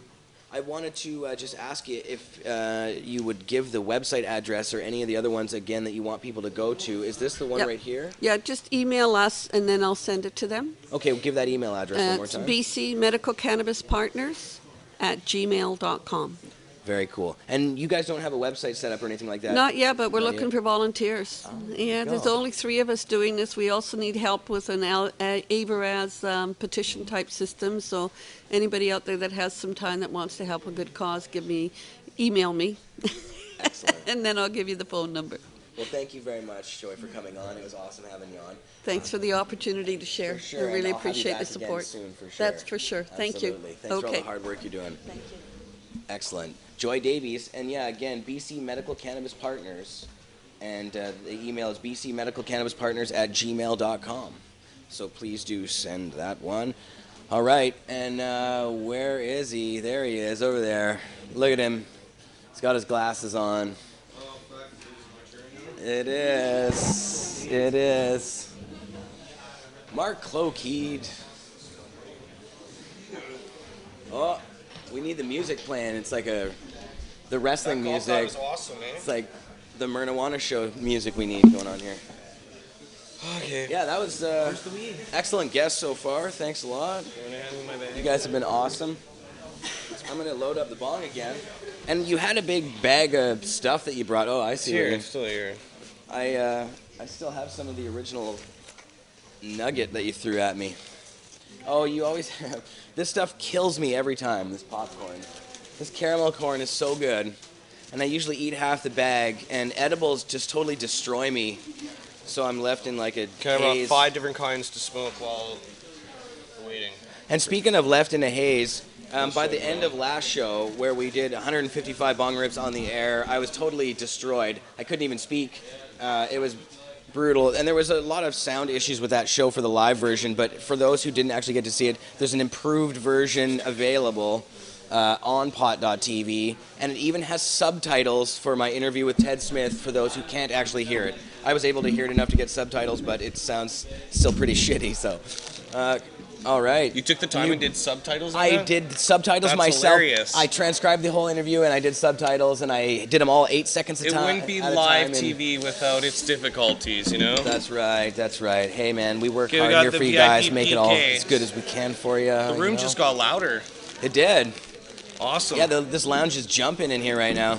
It's actually pretty busy. It is. It's okay. Oh, someone's getting shush and Eric's on it. Pot TV says, I have a friend who makes awesome popcorn. Is that Pot TV Toronto, I guess? Popcorn. Where are you from, popcorn makers?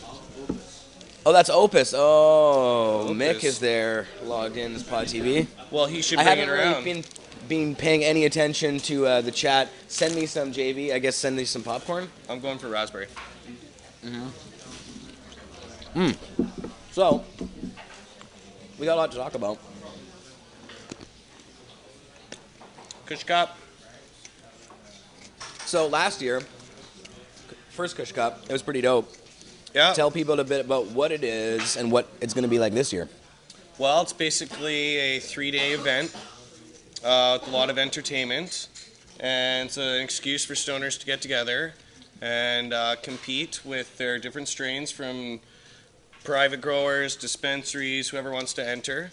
And it's basically a big 3-day shindig. We do a boat cruise, and we bring in big names. And this year also I'm doing a health expo with an underlying theme of marijuana also. And it's going to bring in bigger names because I have a bigger venue. And any of the Kush Cup judges will get VIP access to the big performances. So, and Cool. yeah, so that's where we're at.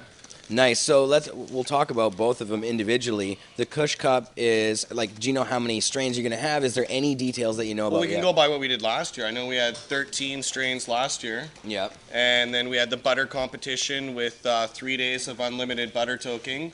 Yeah. From the Butter King and Rumpelstiltskin. It was crazy. And the Urban Grower.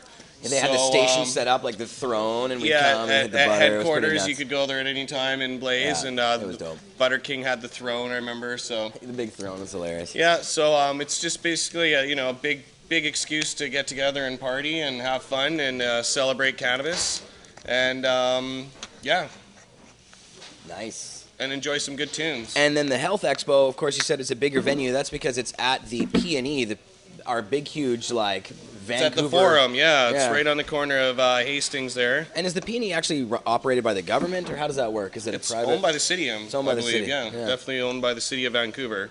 So, yeah, we're... They got the rubber stamp for you. They're just like, sure, marijuana, no problem, Vancouver. Well, it wasn't that easy, but yeah, we presented that we're doing a health expo and that, marijuana is a part of health and that it can be applied that way, and that I wanted to get a broader range of people that wouldn't normally look at cannabis as medicine to actually take a look at it.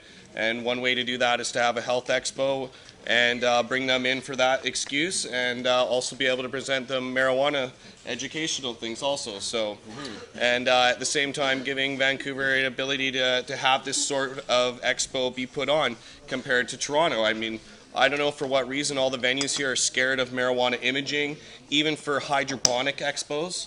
They weren't allowed to do in the city of Vancouver. There's no weed expo here. So the way I felt that we could get it actually to happen in Vancouver is to take the most intellectual way to do it, and that would be to do it through this sort of venue. So, and I presented it to them and they agreed. So it's got me, they had to get approved by the cops and by everyone, right? So Yeah, and I know the process really wasn't that easy, actually. No, and the fact that I can actually use marijuana imaging within the same sentence as the P&E family venue is definitely They're going to allow something- you to use a marijuana leaf on your advertisements. Yeah, I can use marijuana imaging, not just in my advertising, but at the expo itself.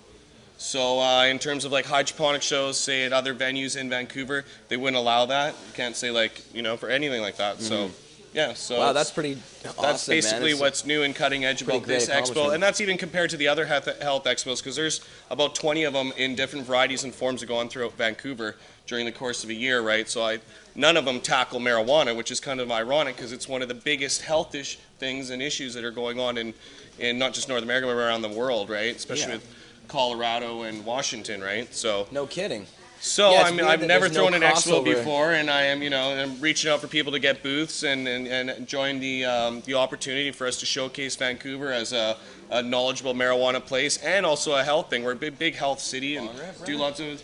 Oh, buddy, Oh, what do you think? lungs are recovering from Spannabis. So, but Oh, we'll talk about that too. where's my drink? Okay, go for it. All right. There we go. Yeah, the Health Expo, that's pretty amazing to have it at the P&E. That's going to Thank get you. a lot of attention. And I wanted to ask you, though, so what can people expect from the non-marijuana tasty. type booths? Yeah, that's good stuff. I don't know, what did I bust up here? That was the either the Grape God or the Super OG. I can't remember. Really good flavor. I think it was the Super OG. Nice. Yeah, but what kind of, so if it's not a pot booth, what Anything kind that of makes booth you is it going feel to be? good or associated with your body is considered health. And the range of booths that have signed up already are vary from non-profit societies like the Lung Association and so on. We also have Sensible BC is going to be there. So, and we have a lot of other health-related booths, you know, so. Very cool. Vitamin, a lot of food companies have really been going after different health beneficial products and stuff like that. I want lots of free stuff at the expo, and I did go to a lot of other health expos since this is my first time to see. Another thing is that we're doing a huge advertising package with a bunch of the radio stations and actually co-promoting it with CKNW, with the Fox, and with Rock 101. So, and that's going to be a part of bringing in a big rock act too. So, and You've already had success with a couple of the radio stations in town. You actually brought me onto the Bro Jake show. That was fun. And the Todd Hancock show. They're all personal friends of mine, and it's a great opportunity for us to be able to really show Vancouver at its finest and really set the face of how a health expo should be, and shouldn't be hiding from the fact that marijuana is a great medicine. There's been 0 deaths from cannabis, and everyone across the board that's got a mind and is intellectual has been supporting it now. I mean, I always like to quote Dr. Lester Greenspoon, you know, there's been 0 deaths from cannabis, and a Harvard professor's going on the line and saying it, and we got, you know, great officers that have had over 30 years of the experience, you know, on the front lines, you know, stating what he said, not just legalization of cannabis, but for the end of drug prohibition. I mean, it says a lot that what should take place, and, you know, it's not just my vision, but I hope it's everyone's vision in Vancouver to be able to have a huge, big expo like this and really celebrate cannabis as a medicine and also other great things for the mind and body that's not only just cannabis. Because we have the TY Expo out in Toronto, the Treating Yourself Expo, which is also a medical sort of related expo, but it doesn't have any of the other medical stuff. And it's huge out there in Toronto. It's fantastic. That's at the big convention center there. But we haven't had anything like that really here in Vancouver. We had the CannaMed Fair at one time, which was kind of a smaller version of that. But yeah, we really do need one in Vancouver. There's so many people here in BC. It was kind of shocking to me that Toronto was able to do it first and we don't have one here. Yeah, that's basically what's motivated me, was going down to Toronto, and they really have a awesome expo there. I believe it's great, and Mark Arenda throws a good show there. But he was telling me there's once you go with the marijuana expo, it's hard to get those other booths in there that you might want that would complement, say, stoners or the lifestyle of someone who smokes cannabis. Even though I say it's across the board, people that use cannabis, but. Anyway, so my theory was that, well, we and not only for the way how hard it is to get into a venue here, to be able to do like a weed show, it just doesn't happen in the big venues. And like, obviously, I wanted to mimic such a great show, being at the Metro Convention Center in Toronto, right by the CN Tower. It was like, well, you know, how am I going to convince these people or these venues to let us in there? Because we tried everywhere. We tried Canada Place, and I know other people that are in the community also have tried to do big pot shows, right? And like, no, for some reason, like Rogers Arena and Canada Place, they're not down with that. So this is the way that I was able to structure it and to get our opportunity to do it. And the venue's great. It's a family venue too. And over stuff, 50,000 square feet, and it's we got a huge stage on the other side, so 1,800 people can fit there. We're gonna have lots of speakers. We got a doctor that's into cryogenic freezing that's going to be doing presentations and stuff like that. So yeah, it's going to be really across the board. So going to have some comedians there and different stuff like that. So maybe I'll put this over here, but hopefully it's not too jacked. Okay, well that's very cool coming up. And what's the date for that? Live glass blowing will also be there. June 28th to 30th for the Kush Cup, right? Yeah, June 28th, 29th, and 30th, and then Monday's Canada Day. So if you're coming out for the Kush Cup, make sure that you also take that extra day on Monday to come join the festivities at the art gallery, because that's worth the trip alone, I think, not just the Kush Cup. So, and I promise big, huge acts, and I'll be announcing them in the next couple of weeks. I'm just going over contracts of who I want to sign. So I'm actually meeting up with the radio stations on Monday, and they're giving me a list of different acts that they want to co-promote. So I think anyone that wants to get involved with this should realize there's going to be lots of advertising, and we're hopefully going to bring in a lot of people into it. So I'm super excited having the radio stations actually partner up with me and really go after it with this vision that I have. We broadcast it last time. Just keep rolling. Kush Cup on Pot TV, and it was fun. I was there. It was dope. Yeah, well, I think Marijuana that Man was there, Marius, too. what it does for the Kush Cup, I don't think people realize, I'm going to bring in these big, huge names, and we're going to be able to have these public concerts. But, you know, last year we sold about 100 tickets, I think it was, for the Kush Cup, plus the VIPs and sponsors that got tickets. So I think if it's only that small in numbers, you know, maybe this year it'll be 500 people. It'd be awesome. That'd be super awesome. I'd have to have 2 boats, which I do have provisions to do that. That was also a dope part of it. I think that was the best part of the expo, personally, right? So. Well, actually, the concerts were good too. The Rascals were there. Yeah, and Swollen members. Swollen members were there. It was pretty dope. Yeah, and Bizarre wasn't able to make it over the border last year. He's definitely making it over this year, so they're going to do waivers. He's coming back. He's actually done the Kush Cup song. I haven't released it yet, but I'm going to release it. Some people have heard it, but yeah, so he's got I got a Kush Cup song. It'll be on the website soon on Kush.ca. By Bizarre from D12. Yeah, by Bizarre from D12. So, Nice. but I'm looking at Daniel Wesley or Trooper. Go ahead. To get into it, $12. I believe it's $12. Don't quote me on that, but $12 maybe to get in. cheaper. And I'm how not much sure. is the ticket to the Kush Cup? Kush Cup, same price as last year, $250. That's 3 days. Get a grinder, a T-shirt. We're gonna do catering on the one day. Get the bag. You get the bag, and plus whatever entries are coming in. And I guarantee there'll be more entries than last year, so it's more than worth your dollar. And I'm promising big names. I'll really just look out for the announcements. You can hold off to buy your tickets for a couple weeks. So, but I'm contracting out some big artists, so I guarantee that. Not just rap, but also some a good rock act too. I'm going for. So, and we're gonna have it at this big venue, and anyone that's smart enough to get a Kush Cup ticket will get VIP access to meet the artists, and also I'm gonna bring them back to the headquarters of the Kush Cup, where we're hosting it for 3 days. Nice. Dope, Just man. like last year. So there'll be all different activities to go on this year too. I'm gonna be also doing the same as last year for the Kush Cup. We're definitely gonna do the Kush judging experience. Did you do that last year? A lot of people forgot to do it. I don't know how. That was like writing it Where you go to down the and gelato stuff. place and you try all the different flavors and you choose your favorite ice cream. Damn right I did that. Yeah, I did. I totally We're went blessed in there. Vancouver. I think it's 128 flavors, something like that. How many flavors are there? There's a lot. Yeah, 120, So many flavors of ice cream. So we're gonna have lots of little stupid fun activities.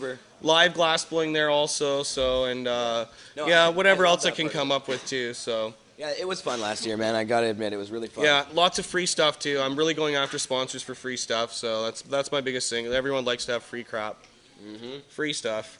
And there's lots of people that are showing up that I know that are VIPs. I've already had lots of pre-arranged people that are coming that from my travels. So like Soma said that he's going to be coming. A lot of the Vance Nutrients crew, and a lot of people that I've met along the way. So and a lot of people that came last year. So I think it's going to be. will be there. The best thing about going to all these expos and stuff is the community that you get to meet.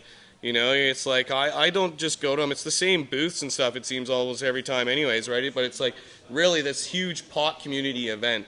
Yeah. So, I mean, if it's in your town in Toronto, I'm going to be there. You know, I love these expos, and I try to go to as many as I can. So, and I think it's time that Vancouver has theirs. So I hope really people, it's VancouverHealthExpo.com. If you want to see the booth layout, see if you want to get a booth in there. It's going to be 3 days. We're going to bring in a lot of people, I'm sure. They're going to be broadcasting live from there, so... You were just at another expo, the Spannabis Expo in Spain. Oh my God, it was crazy. Gigantic one. It's like the big. Is it the biggest one in? Well, maybe there's one in California. I heard that in California, San Francisco is really big, but I'm not going to America anytime soon with my on being on bail for weed. Oh right, yeah, no kidding. Yeah, I did. I had a chance to go to that InTech one. I believe that's what it is. They changed the name of it now or something in San Francisco. It was pretty huge. Yeah, geez, what the fuck's going on? Talking too much. But so what about Spannabis, man? I saw just a video. I didn't have time to put it up. Well, you know, I was on the phone with Remo today, and he had a few things to do. He wanted to come down, but oh yeah, I talked to Remo too. He said that he couldn't make it. I know he's my friend, but really, we got to represent in BC or Canada for that matter. And Remo got a Spannabis Cup, and for best extract. So he was super excited and wanted me to talk about that, obviously, because he's super proud. And I love the guy a lot, but with that and his High Times Cannabis Cup, he's really putting it on the map for BC. No kidding. And I love the guy, and I think it's really important that we go out and compete in these competitions, because everyone knows BC Bud, but we're not winning those cups in Amsterdam, then what's the point of even bragging that we've got the best weed. You know, we should Well, really that's be able true. to compete on that level. So. Got it. We have some so- other cup winners in the audience here, I believe. Yeah. The Toronto Treating Yourself Cup, Regal's That's going right. too. So I think it's important, and the Kush Cup itself also, right? So like, anyone wants to compete out there, you can simply email me info@Kush.ca. Like, you get full VIP access and even a booth at the Expo if you wanna come enter. sit up So here? come on in, JB. Johnny boy. If you got a joint in your mouth, you can All come right, in. I'm going to take another bong rip here. I'm getting really ripped, man. I don't know if it can't be that fast from this already, but even just tasting this Maybe if puts you my have- brain in that state of like, uh-oh, I'm going to be totally You're retarded. hungry and then you ate it, and yeah. Yeah, and this stuff does kill me. I'm going to not be able to talk to my roommates later. I get incapacitated. It's one of those ones that I want to. Yeah, but the Kush Cup's gonna be awesome. Urban Grower's gonna be there. I'll be there. So John? the best thing about Spannabis, anyways, and if you really want a little lowdown on, is it you go to Amsterdam. Everyone's got to land either Amsterdam or Paris, but to get to Europe, right? And when you land there, the weed's like 15 euros a gram, which is like 20 bucks Canadian or American, depending on wherever you are watching this. And Yikes. and then you go to Spain, and Spain's much. like by the ocean. It's nice and beautiful, and they got these places called clubs, and they're not like cafes or anything. They're like clubs because it's like decriminalized on like a in your house level, but they let people dispense it. So and they recognized med licenses there. So and they sell it for me to like €5, €6. So like not as like beautiful in Barcelona, but it's like the weed is super kill. And it's €5 or €6. And if I had to choose anywhere else besides my loved Canada land, I'd love to go to Barcelona for a while. Really? Right? Not like Amsterdam. Not 15, 18 euros. No. Really? But you have a couple places you split up because you go to Asia a lot too. Yeah, of course. I love going to Asia. It's when it's cold in Vancouver. The weed in China was kill that I got this time. It's been the first time they got really good, I really like good this. stuff. It was kill. I like kill as like a way of describing weed. That's It pretty was good. sick. It was kill. Kill, yeah. And Tasty. It was we awesome. It was delicious. the Weed Guy. I forgot to introduce you as the Weed Guy, of course. Pot TV is the Weed Guy, and Kush.ca is the Weed Guy. You can watch his videos on Pot TV. And there was a recent video of you Awesome. smoking herb on the lake in China. Wasn't it Chilling on awesome? the boat. Yeah, I've been a guy there through mutual friends that had his own production company. He's like, hey, do you want to shoot a video? And I got good connections for some cannabis in China. Yeah, so I was able to make a really good joint video on that. Excellent. We're trying to think of a good place where it wasn't too heat score and that I could safely do a public video. And we decided on a boat, and the lake was awesome. So we went to this little lake that you could rent boats on, and It looked popped really on there. beautiful. Lots Oh, of it was- city in the background. You got the water. It was nice. It's a new building in the background. It's a super large building, so we wanted to get that in the foreground. So it was super fun time. Yeah, that's But really. oh my God, China's so good with good weed. China's Really? an awesome place to visit. China, good weed. And You just- since I I'm doing wouldn't my have thought. documentary, I've been doing a lot of like research and stuff in Asia for different ancient cannabis use. So and I don't know, I just love going to Asia, especially in the winter when it's nice and cold here. So. And how is there a lot of risk there? I mean, the government is really cracking down on these things there. That's why I was I like, think there's more of a risk in Britain than there would be in, say, China. really? And I think that if you did get caught, it would be either get kicked out of the country or you pay some money if you're lucky. So they're all about the cash in those countries usually. Really? Is there a lot of So- bribery on that continent? In I know Asia, about. yeah, for Really? sure, definitely, 100%, 1,000%, yes. So I don't know about as much in Hong Kong. They see a little more by the book there. So I've had my issues there. On a flight back from Amsterdam to Hong Kong, I had a chunk of hash in my bag. So, but I got a 50 Canadian dollar fine for that. So, and that was what was sucked about that is I had to wait to go to court for a couple days. So, right. but so yeah, so you know, it really does vary. But in China, I mean, they have the right to hold you for 4 years without charges and can put you in behavior correctional camps. They're just announcing they're going to stop those in like 5 years or something like that as part of their new policy. So, Behavior but for correctional me as a camps. foreigner, I think it would be a lot different than say if you're an average citizen, and also you got to pay, and you can get out, right? And you're not like buying or selling, you know, not like selling. I think would be the big thing. But yeah. And I'd also show my papers. I'd say in Canada I got a federal exemption, I have a doctor, and you know, yeah. So, but I'm not going to stop smoking pot anywhere for no one, and I'm going to seek out my medicine wherever I am, and I always have. And the fucked up shit is that I don't care. You know, you're gonna put me in jail, I'm still gonna try, I'm still gonna do it, and that's just me, and I don't know. That's kind of the reason for me it's actually great, because you know what? No matter where I go, I find weed. And that's kind of a testament to what I'm trying to say is, right, like, no matter where you go, there's someone just like me. That you use. Okay, so here, I'd like to get some pointers from you on this. Okay, traveling anywhere in the world, whenever you arrive in the country, you're either going to have to hire a driver, okay? Whoever that is, a driver, whoever's going to take you around, make them your best friend, or use Facebook, whoever it is, to get a contact there. Okay. So for me, I'm lucky. I got a huge following of people. So, like, I'll give you a story. I was going from Amsterdam to London, and my plane got to have to stay another day. There's flooding in London, right? So I had to stay another night. So the airplane was going to be delayed. I knew for sure, and I was going to miss my Canadian flight. So I was taking off from Amsterdam, and I literally got on my phone and put on Facebook, oh, I'm, going to London, right? If anyone's got a contact, meet me, please, right? And literally land, and I had like 15 different people that were willing to meet me, right? London. So Excellent. Got to my hotel, and they were already waiting. So, I mean, for me, though, it's really got to, and not only if you're just looking for weed, but if you want to traverse a country, like, say, such as like Cambodia or something like that, it's cheap to hire a driver. You're going to have to anyways. You're going to want to explore the city in Angkor. You get there, it's $8 for your cab from wherever you are to the airport. They have government official taxis, especially in sketchy countries. So where they do a lot of like shiesty cabs, right? Always go by the meter, if not anyways. That's another rule. Oh, and if you don't, and haggling, always just walk away. The price ain't good, walk away. Yeah, get out of the cab or whatever. That's always a good thing to do. Or even haggling for something in a store. Set your price and walk away.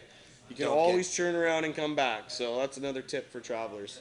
There you go. So making sure you haggle. Yeah, those are helpful. The driver thing, so that's a good way to find stuff. Yeah, or a guide, right? So usually I I don't know what I'm talking about Cambodia, but like you arrive there, you got to hire a driver. It's like $40 a day to hire a driver there. And you just tell the guy, I'm here to make videos, I'm a patient from Canada, and I got people that watch my videos, and I want to showcase your country. And if you find me a girl, I'll give you $50 or whatever, Like, you definitely want to make one guy your best friend, right? And you tell him, like, I tip 20-30% and don't be cheap. And like when you're in a lot of these countries, it's cheap anyways, right? So that's a smart thing to do. And go experience and have fun. But so my best tip is you make one guy your friend. You'll notice in my videos I usually have a driver, and he's usually my best bud, right? Yeah. So that's my tip to everyone. It's usually the best way to find weed too. The cab drivers in any city usually have the down and low on where to get what. So that doesn't always, I guess, for those who don't have a lot of cash, that's not really too helpful, because having a driver, I guess, might be. But even a cab driver. I research on the internet before I go places. You do, huh? Like, definitely, if I can't find a lead to go there, then I'm not. You're not gonna, right. Yeah, or if I'm forced to go there, then I'll even look. And there's a lot of sites like Weeby High, and I don't know, some other sites will come up when you Google that city. And where to find pot, or who to ask, or maybe you shouldn't even ask in certain places, like Malaysia, or certain places where it's not worth it. Let's go back to Spannabis. We got sidetracked drastically there for a while. Yeah. But yeah, Spannabis, I want to hear more about what happened there. There's video that I was watching of you yesterday that you put up online, of a riot basically, or a bunch of people like fighting over advanced nutrients products that were being handed out to the crowd.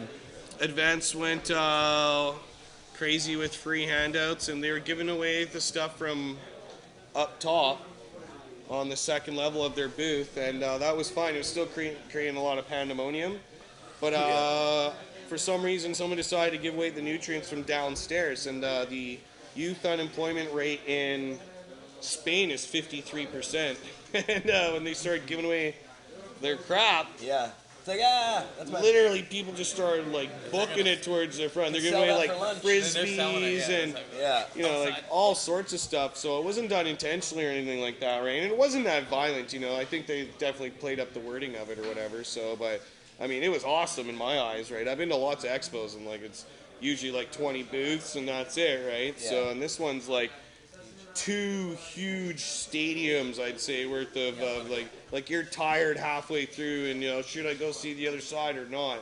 Like, it's really big. So, and a lot of booths were giving away free stuff, but Advance definitely went out of its way to go over the top this year, because they were there the year before and they didn't have that big of a booth. And then I know they said this is a big expo. We're gonna go after it for next year, and man, they sure did a huge booth. So it was awesome, buddy. That's cool. And what does it cost to go to Spannabis? What do you mean, like the plane tickets, like No, $1,300? Well, yeah, and then, to get in was, I think it's like €15 or something like that.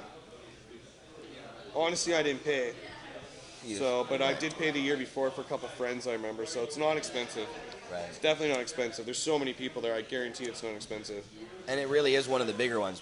Yeah, so, and I mean, you definitely, when you go to Spain, you got to join one of those clubs. I had friends that were like asking where to get weed. It's not like, it is illegal on the streets or decriminalized, but you get ticketed and you can get taken away. It's like a weird law there in Spain. It's decriminalized. In your house, you're allowed to smoke it. You're not allowed to have it out. About, yeah, but you're allowed to go to these clubs and buy it. And stuff. But you have to become a member. But hey, I can join whatever program, wherever, to get some wicked weed. It was worth it. They had wax, they had butter. I shot wicked video. I'm gonna upload a really good video of actually going to the resin club, and I got to meet the president of the resin club, and it was super awesome. They had like 20 different strains. They shut down shop and let me go in the back and smell and try and smoke whatever I want. So like I got a really good in-depth look at this place. So they were awesome. They got 20,000 members. Wow. So yeah. Remo was there. Oh, Remo was there, and Rocky was there. Rocky. We had a good time. Remo had a blast and won his cup. And Advance had a free alcohol and free juice and blended drinks and hors d'oeuvres and stuff at their booth this year. And so I pretty much planted myself there, because you're not allowed to smoke weed in the expo downstairs as much, and the guards were going after people. So, but upstairs we could in the booth. So we were just like mad blazing there. Yeah. But it's I am beautiful really city. Fucking ripped right And now. I went to the Hash and Herb Museum in Barcelona. Nice. I bought the shirt there, even though it says Amsterdam on it. Woo. I was there. I did shoot video there. Cool. It was super cool awesome. shirt. Yeah, they got a really good museum there. It's that Virgin Records guy named Charles Branson, or whatever his name is. Richard Branson. Richard Branson. There we go. I was close. You were close. But anyways, he got honored there Charles last Manson. year, so they had a big display for him. Charles Manson. Yeah, man. No, I just like to see when billionaires are actually putting their name in the Prohibition debate. No, yeah, so that's it very should cool. be duly noted that he does. Yeah. I wish we had more of those guys. What else do you want to know about Spannabis? I don't know. I don't know if I really want to know anything else. I'm just There you joking. go. What else is there to say? It sounds it's pretty much dope. good. Food's I'm just pretty teasing. And it's like 6 o'clock right now, so we probably should wrap it up, because that's been a 2-hour show. Yeah, it's been a pretty decent one, But guys. we're still going to Again. continue to smoke pot after the cameras turn Well, off, right? of course. I guess we could just keep them rolling. Yeah. Really? Why even bother shutting them off? We could just sit here and smoke. I guess because then we really want to talk about the dirt. Yeah, 'cause you About wanted what? to- The dirt what in really Spannabis. went down in Yeah. Spannabis. Okay, Mark, shut it off. Yeah. So, what All right, happened? here we go, yeah. You greasy boy. Well, tell us. What did happen? Nothing. It was pretty tame. Literally, it was Expo every day. Expo every day. Yeah. And do you get up and stay up all day doing Expo? Like, what time do you hit the Expo in the morning? Actually, well, I got there. Well, what happened is I landed in Amsterdam. The following day, I took the train to Paris. I met with my buddy in Amsterdam and smoked a bunch of weed in Amsterdam. Following day, 3-hour train to Paris. Met my other buddy from Paris who lives there. Smoke some weed. Filmed one of his friends' grows. Smoked some weed. Of course. And then the next day, we all took the same flight to Spain, to Barcelona. Landed there. And then he took me to his French buddies who live in Spain, in Barcelona's beautiful mansion that they're renting. It was 1,500 euros for the place, and it was super beautiful, like on in a canyon. I shot really good video there of a big sesh. They had a really nice big dab thing or whatever, big nail, but a huge nail. Huge nail. Yeah, right by the ocean. So the economy's really not that well in Spain, right? So I was like, how much you pay for rent for this place? They're like 1,500 euro. I was like, oh my god, it'd be like $5,000 here for sure. What does it take to go there and live there and work there? Do you need a visa or something? I'm sure you can get a visa there. I know they're hurting for anyone wanting to bring money there or whatever. So, but the people of Spain are really nice, and the food's awesome. They got lots of good. It's a lot like Vancouver in the sense they got good seafood and stuff. It's right by the ocean, right? So. Cool, man. Well, awesome. Oh, iMedicate, of course. Yeah, there's other things we haven't talked about, like what's going on with your court case and everything. I have preliminaries in July where they got to prove that they have enough evidence to charge me and my mom. Yeah. Yeah, And, for those who don't know who are watching, Mark is the curator of 2 dispensaries here in Vancouver. I guess owner, operator, or just operator. I'm the president of 2 nonprofits. It's a nonprofit society. Separate nonprofits, but they're all both operating as iMedicate. And you and your mom got busted at one of your locations. Allegedly. Oh, I never got busted. She's allegedly your mom? I wasn't there. No, I'm joking. Yeah, I know. As everyone, it's pretty public knowledge that I was operating that place, and the police came and posed as a patient, as an undercover, and seen our psychologist, and claimed he was in a car accident, addicted to morphine, and needed medicine, and was severely blue, is what he wrote in the police report. So, basically. Entrapped us into offering him, and we definitely wanted to help him as a patient, and they used that as a reason to shut us down. So it's not like we sold the kids or had any other complaints. One location open. It was just one of your locations that was shut down. One location. They never went after the other place. Here in Vancouver. That's what it took for them to get in there. Did you hear about that's their police reports, by the way. I was there when it happened. I drove there. Yeah. Did you hear about the dispensary busted today? I called Foresight. No one answered. Oh, is that where it was? That's what I heard. That's what David was saying. So it was Foresight. Okay. Yeah. I heard it was Foresight. That's not verified or anything. But if that's true, then it's war. I mean, I can't believe that the border next to us, over 18, you can go possess an ounce. Vancouver, we're smoking doobs downtown. They're shutting places that are trying to help people going there willingly to buy a safe plant. Regardless if they think it's for medical or not, it's not hurting nobody. And it's a joke that the city and the police here are going and shutting places down at all, or even arresting people for cannabis. So, and it still happens in Vancouver, Oh, yeah. Well, it's weird that Vancouver's left it alone for 15 years, virtually, or not really. I mean, there's been other busts in the past over those 15 years. A few, like Decline and others. I know people that have been busted for smoking a joint and have caught charges, so... Yeah. But now, for the last little while at least, nobody has been busted. You were the first one to get busted in a long time. In the medical dispensary area, yes, definitely. That's right. And for some reason, Vancouver seems to be heading that direction now, like the rest of the RCMP in British Columbia, who have been doing it in Burnaby and other places. I was at Jordan, one of the girls involved in the Burnaby dispensary. She went to court already, and the judge was really brutal to her there, and she was really harsh about it. Well, I plan to take this to the farthest level I can take it, which means if it's giving me a constitutional challenge, that I will pay and fund it myself and take it to the next level. So I'm fully prepared to set a precedence with my case, and they picked the wrong guy to try and take a beef on medical marijuana. So I'm not going to just bow down and cop a plea. They're trying to use my mom as a tool for me to plea bargain, and I think it's a joke. And I believe in what I do. And I believe what I did wasn't wrong, and I don't have any victims testifying against me. This is all a VPD, ran operation. You feeling me? I'm feeling you, brother. Yeah, so that's where we're at. And it's true. I wanted to just ask McMahon in the chat. The popcorn is awesome. You want some of that? Man, I already ate half this bag. I'm going to be just totally... ridiculous. I know multiple people, it's not just me doing it, that people are funding it themselves. You know what? Chris Bennett's doing his case. No one's giving him money to fight it, so... I'm in Supreme Court, I've talked to you about it. Yeah. WB Supreme Court. That's right. And that's a big one for me right now. And you can give this guy a microphone if you want to, and you can slide over. Snuggle in here, buddy. I brought brownies, too. Here. So I'm doing the same thing. What is this? Trail mix? Yeah, man. What?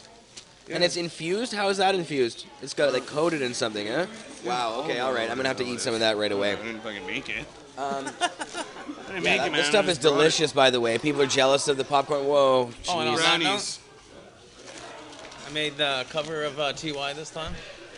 You're on the... Oh, very nice, very nice. The Canna Caps. Hey. That all has to do cover with TY. Hey, show that off to the camera. Eric the Suit, or we call him Eric the Beard now. There you go. Oh, we're going that way. That sexy beard he has. You got to show the beard off too.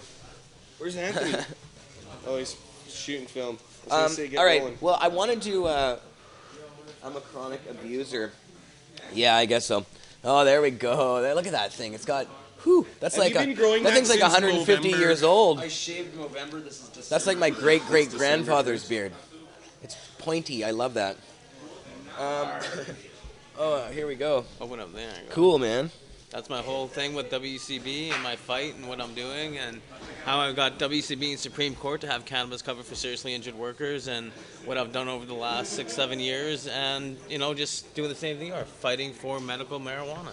Yeah, It's exactly. ridiculous. How come I'm not being covered for something that it's Right. We're all Right, for and it. of course I You know didn't what I mean. introduce you, John Burfello. I should have introduced you, but now I Toronto did. Cup So there you go. winner! Toronto, this was the Cup winner I was talking about in the audience. So I wanted to also talk to Mick here through the chat.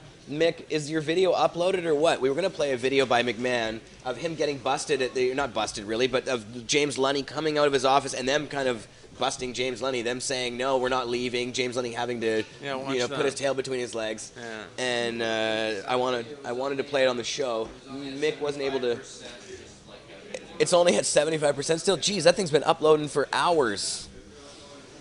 Wow. All right. Well, I guess we won't be able to play it before the end of the show, but we could tack it on to the end of the show in the on-demand version. So you guys watching on demand, we'll get to watch it. There you go. In the future. But yeah, I don't know. Should we talk about anything else? I'm so high now that I don't know what's going on anymore. So What you other guys, leads are we going to you guys are gonna have to like You need that. walk us through the rest of the show. Let's talk about the weed. People want to know about the weed, man. About the weed. What are we smoking? I want to know about this trail mix. Let's roll one of them. Choose one of the weeds that look good there. Let's say what it is and smoke it. Okay. All the weeds from my Medicate. It's on Fraser and 45th. It's got really good chronic on there. Next 5 shows. What's guns this? They're boycotting they want to boycott the show if we leave before a mixed video. So I guess we have We to gotta hang sit out. here and smoke for the next 4 hours. I don't know how It's long at it's gonna take. 7%, people. No, he said 75%. But I know that he started uploading it like 2 hours or at least an hour before the show, I'm pretty sure. John. Another hour. No, I don't think we can pull that off. And because I think Vapor Central has plans tonight, don't they? I mean, You're not pulling weed. I did pull out some weed. I don't know. What is this? The shishka berry or something? Shishkberry? I don't know what that says. Grape. What about the grape? That has the word grape in it. Grape God. It's actually I love good. grape We've been flavored smoking lots of things. Kush, so. And grapes. Whoa. What do we got here? That's the Bubba Cam. Bubba Cum? Bubba Cam. Nice. Wow. Let's smoke it. Smoking. It's nice. If I could show it off. If I had longer arms. I've had a joint in my hand the whole time and still haven't been able to have any of this trail You mix. can't even get it open because it takes 2 hands. I guess so. That's how much fun I'm having right now. Oh, man. Well, I don't know. We probably should wrap this up. I don't know. Why? That bag is bigger than me. Why? Because I don't have anything left to say. I'm just too retarded to even talk. How about the 1,000 billion points I get for getting the cop to have a toke? Hey, yeah, that was so awesome. I was like, that was my mission. Yeah, that was awesome. We tag teamed that, Explain. buddy. He was so good. Explain. Sorry? Earlier shows. Oh, you explained already. Oh, yeah. Yes, okay. Yeah, it's definitely magic happened there, buddy, when we got him to have a toke. He was like, oh my God, what am I doing? It was awesome. I love that guy.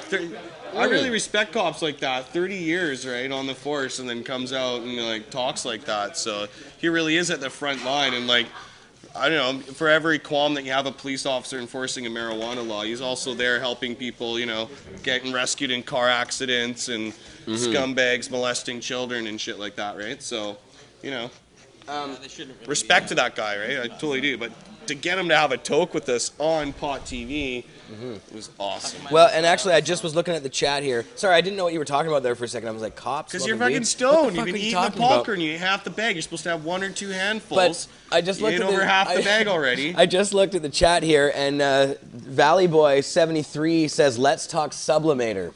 And I wanted to talk about the sublimator because Is it on that gas thing or whatever that turns it into gas or no, something? no. Oh, I guess I don't know. Hold on a sec. I haven't tried it yet, so I don't know what you're talking about. I heard about it. This may take a second to explain. Where is it? Don't you have one to pull out and then he took off? Well, there's only one in All right. Canada.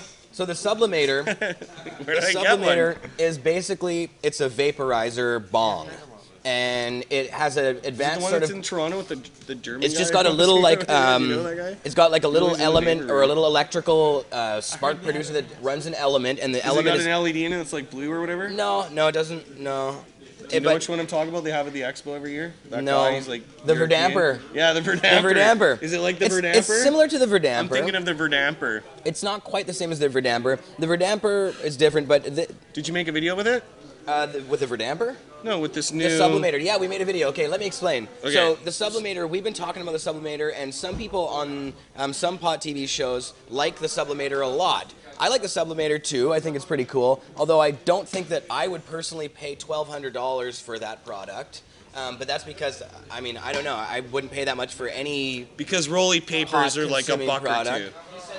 That's why. $7 to $1,200. Okay, well, that's still a little steep for me, but that's just my honest Because I'd opinion. break it in the first week that I bought it. Right, and actually what happened on my show was he brought on a prototype. It was a, like, I guess, beta version of the thing. On my show last week. Can I And the trade thing, you? yes. And it sparked, actually, and burned Al the Alchemist's hand. And I guess some wires got frayed and it, like, burned him. And so there was a lot of legitimate questions about the sublimator, I thought, in the chat. And, but... Weed's been safe it was- up until now. They found a way to hurt yourself using it. Well, it's this device that what it does is it really like Burns people. focuses. Well, that particular device did. Yeah, it sounds pretty bad, doesn't it? It sounds pretty bad. So, Scared to use it? but the guy has said that he has. The guy said that he has totally changed yeah, the design of them, It's and I saw the those in. design. big no. You're just grabbing it. You're all ripped. I saw the new design of the sublimator. It has a rubber piece that goes all the way around the entire thing. It's not open. It doesn't look anything like the beta version. It has a completely different, like, actual unit on it. So I can attest that it actually does look different. I tried it once. I didn't see any sparks shooting out of it. But who knows? It could be just. There's a lot of people who didn't like Enrico, the guy who was pushing the product, because he kind of used some like bullshit science to push the product. Like it's a sublimation process. Or I don't know if it's bullshit or not, but some people think that it's bullshit. I have no idea. I'm not a scientist. I don't know what the process is. I guess I could look into it and try and find out more. But it doesn't. It seems like kind of some hot air. Pardon the pun. But So yeah, did you get high or what? I'm fucking ripped, man. So you get really high. It's like a vaporizer then? But I said to Rom and other people that I talked with in the chat, and Do they sell them or I, where do you buy I don't know them? grade 6 physics. No, you're right. Not yet. I know. I had. Can a we little talk about university this when physics, they're but not grade available? 6. When I can try one. No, I'm joking. Sounds awesome. Sounds cool. No. Well, I don't know. We're gonna look into this sublimator and make sure that it is safe. I actually talked to Enrico before he left, and he said that the box on the thing is CSA standard approved. That the entire thing is CSA standard approved, and he said that the other box that he print that invented on himself is going through the process of having that CSA approved. That's not actually for I got sale or those anything, stickers. but he I wants can to put sell those on one of those. anything. So there you go. There's some more information about it, but we'll continue to look into it. And if it is, I look forward to testing it and verifying it and putting my Oh, own I seal can of a attest that thumbs the up thing or gets down you on it. super ripped, and everybody in this room that's hit the sublimator Sounds knows great. how crazy this thing is. We've been hitting it, and seriously, it gets you like super high. And actually, my friend Ray was just saying Why to me didn't he earlier leave it here? that she's ruined now for other things. It kind of like blasted her so hard that even smoking joints and stuff don't get her high anymore compared to the sublimator process. It makes So joints not maybe get you we're high all no in a more? cloud down here and we're know. all crazy or something, but everybody here seems to think that the sublimator is pretty cool. Oh, I see what you mean. Oh, then I love I don't know it. if it's cool enough Yeah, to pay sometimes that you much just get damn money murdered for in it, the but- lungs if you take some crazy extracts on a bong toke. So if it makes things More smoother, that's cutting edge science at its finest. Sign me up. That was no info. Well, it was But you info. might get burned, I told you though. that it's been changed. The device looks totally different, and that it's CSA standard approved according to Enrico. So Okay, ready? That's information. That sound means it's time to try a new strain. Grape Oh. God. It smells pretty good. Grape God. It's God. Yeah, I'm pretty ripped. It's God. Popcorn. This stuff does it to me, and I'm still eating it. God, everyone smell the God before we roll it out? Remember that little whiff? It's All Grape right. God. Isn't Grape something God. happening at Vapor? Everyone has Central their or something? strain. So a lot of people swear by the kosher. I don't Kosher know. Kush. Is VC in the chat? Did you Valley smell Boy it? wants to Skype in. Did you smell it? Did you smell it? Did you smell it? Did you want to smell it? Did you want to smell it? Yeah, okay. Listen, close Skype your in for legs what and purpose? everything and save yourself the hassle. How are they for towing? We're live. Just for fun? That would be So, fun. We could what have turn you the been up Skype to on. while I was gone, man? I was gone for 2 months. What happened? Let's talk about that. I've been gone for 2 months. What happened? Nothing. You got a new set and everything going on. Working hard. Did you go anywhere? I gotta say Did you go to America? the projector is courtesy David Malmo Levine And it's Office movie night? and his movie night. That's right. We have the Thursday Doobie double feature here at 307 West Hastings on the second floor. I don't know if that's going to be on Thursday all the time or how often it's going to be, but it is right now. So Where's that weed? Okay, let's roll it up. Grape Doobie God, double roll it feature. up. We play 2 pot-related movies forever. or drug-related movies, pretty much, and that's all up to.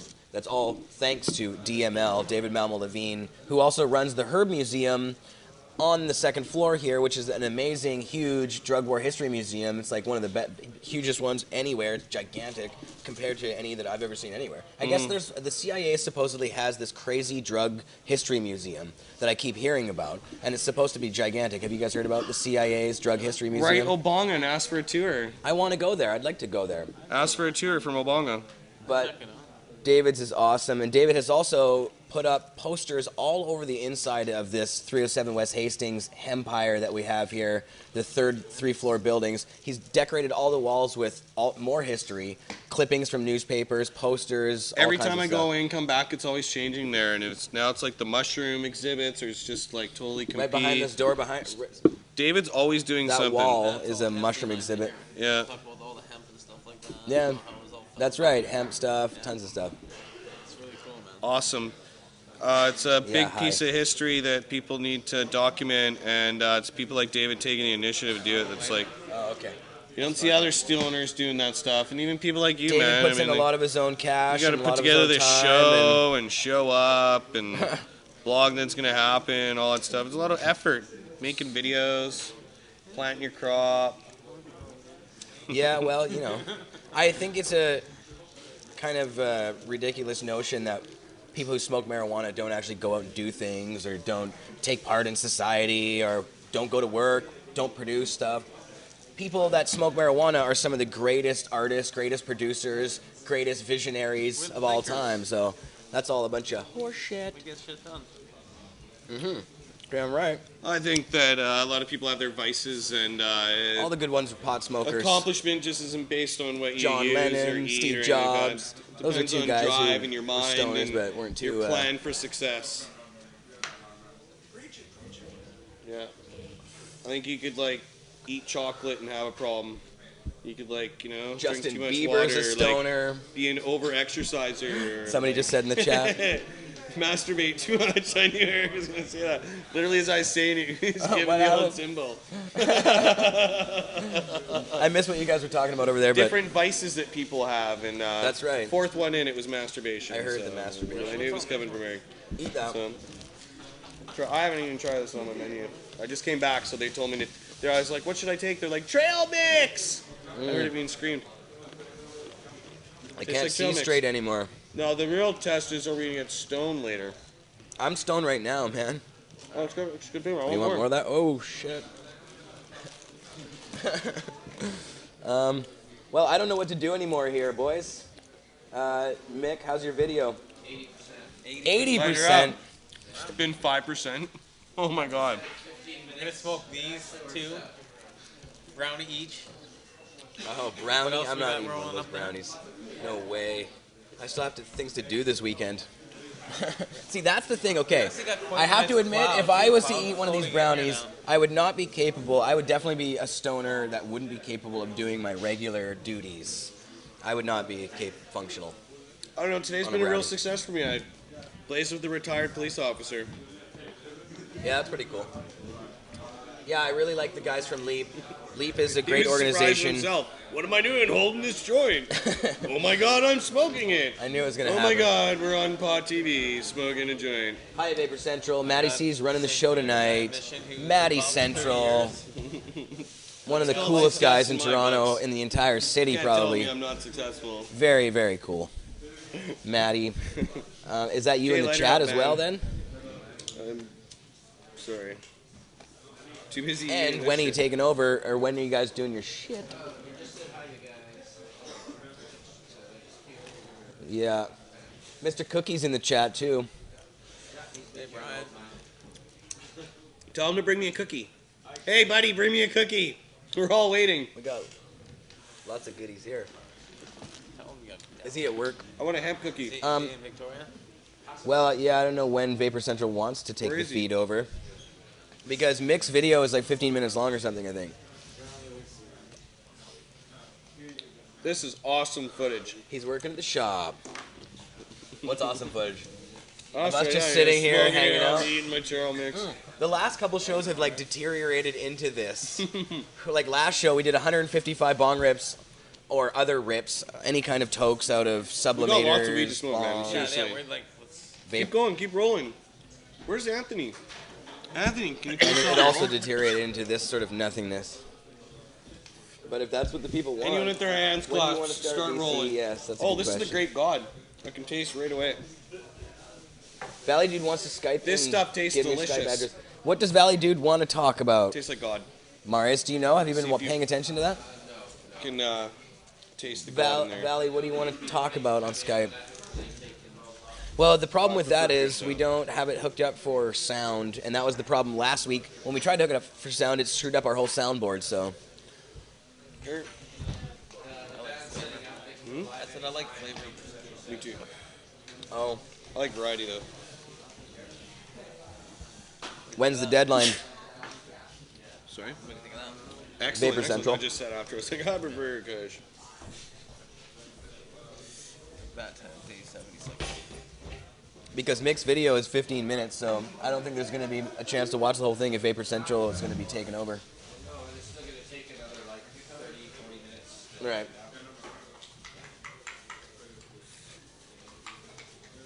Vapor Central says they're doing 4 things at once. Well, if you could It's type wrong that here much, right now. tell us what time. Doesn't matter. We'll just Rocky keep going called until me. they take over. Sweet. Can I check my phone on air? No. You want a bong It's already rip? done. Already John, checked. you want a bong rip? And oh, this is the waterproof container. Watertight. And what's inside? Oh, I haven't put anything in there. There's nothing in it. Nothing's inside. But you got a cooler full of what looks really good down there. Pull Can it you out, show that buddy. off? Can you show off the whole cooler? The weed cooler? The weed cooler. Got medicine, and I got my oil. Oh, I see. Oh, I thought it was just totally like loaded. It is. It What is. do you mean? Well, What's it's still that, not loaded. Oh, loaded? that's all. Everything. No, I thought it was I all got weed to pure the bottom though. cones, I got my trippy sticks. This is how we Right, roll you in got some other gear. Vancouver. Oh, and you got more jars of weed in there. Yeah, I got some pure, Oh, pure, John. pure. Oh, okay. You got more Pure product dry in there too. stuff. Oh wow, pure Got- sip. got That's some in case you bubble. got Oh. knee pain, Alright, and that's Your knee why pain. I got my trippy stick. trippy stick, in case you're sick of doobies, or what's that thing called? Your thing broke down. What was that thing that we I took got- down? Every one of these That has new got a bong? different strain in it, so The pulvinator or whatever it's called. this is the The mixture. sublimator. The sublimator. If your sublimator broke down, you got your trippy The stick. pulminator. Yeah, you gotta Yeah. have it all. You know, you might need a dry If stick you're- for yeah. on the go. Another Alright. jar. You're not even showing people at home. They're not even looking. Look, people. You see? There we go. Hey, look who's coming to get a brownie. Yeah, so what's going All on with right. Valley Boy? What's the Valley Boy want to talk about? Jeremiah. Oh no, everyone wants to show the weed off. I'd But be you happy get a to have brownie, Valley right? Boy on the show, but for what purpose? We could just do it anyway and see what we get. I don't care. Oh, you As want long a as he's brownie? not like, you know, mooning the camera or something. And even if he is, whatever. Huh? It might be funny. What, brownies or wheat? Oh, yeah. Yeah, this one. What kind's up? That's Bubblecam. The cup one. No, it's third place for Saskatoon. Yeah, what about Vapor That's third Central? place Maybe for Saskatoon maybe they'll Cup. Skype you in. This is Vancouver throwing down. You gotta open the bag and show them. And Valley, what do you want to talk about? Bubba Cam. So that's the I know Bubba Cam. that, you Bubba want to Cam. Skype, but Love just it. tell me what you want to talk about, and maybe we'll bring you Okay, in and what's put you this on the one? big screen. That's the same. Yeah, I should eat popcorn every show. It's funny because I don't You gotta really show know the how sip. slow I am right now, but when I watch the show later, I That's the Betty. realize That's the first how place. bad it really is. So, Nice. see, That would be a dry sift Medikush. Dry sift. Medikush. Good. The VIP green crack. Did you smell that jar? Did you crack that and smell that? You got another nug in there to show off? Pull yeah, that one over and this yeah, people like to see weed at home, buddy. I'm sure. show the weed, Showing this one here is next. show weed. Holy shit! I know, isn't that? This is cup winner. Oh man, what in the hell? I know. Is that what we're smoking next, John, or are you just keeping it in the cooler hidden? Why does that smell so strong and it's such a John small pulled piece? out the hidden cooler key flash, and he only smokes it by himself before he goes to bed. It smells like it comes Underneath from his like. bed. So that's a Medikush. Oh, hey. What's this? What is this? That's little Bubba tin. Cam finger roll. That's the Bubba Cam. It has that Bubba chem Cam. smell. Chem. It smells like chemical. It's like the. No chemicals, that's all no, organic. But it Yeah, has. show It's it like just the for smoking. Jack's Cleaner. Sure. It has that same like weird. Okay, and the I don't know next how one you up is the describe Super OG. You were just looking up that a cup winner. Smells like Mr. Clean or something. Nice. Are we smoking it or what? Where's the butter? Where's the butter thing? Oh, it's over here. We haven't even seen it. They're hiding it.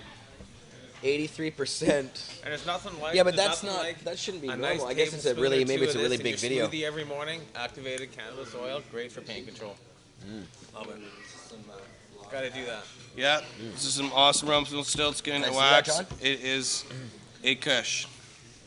This is olive oil, cannabis infused olive oil. You rub this on your body. Is that what you're No, saying? I put it in my smoothies every morning. Oh, you put it in your smoothies. Okay. Yeah, yeah. 2 big tablespoons of that in the morning. Well, I'm sure you could do both.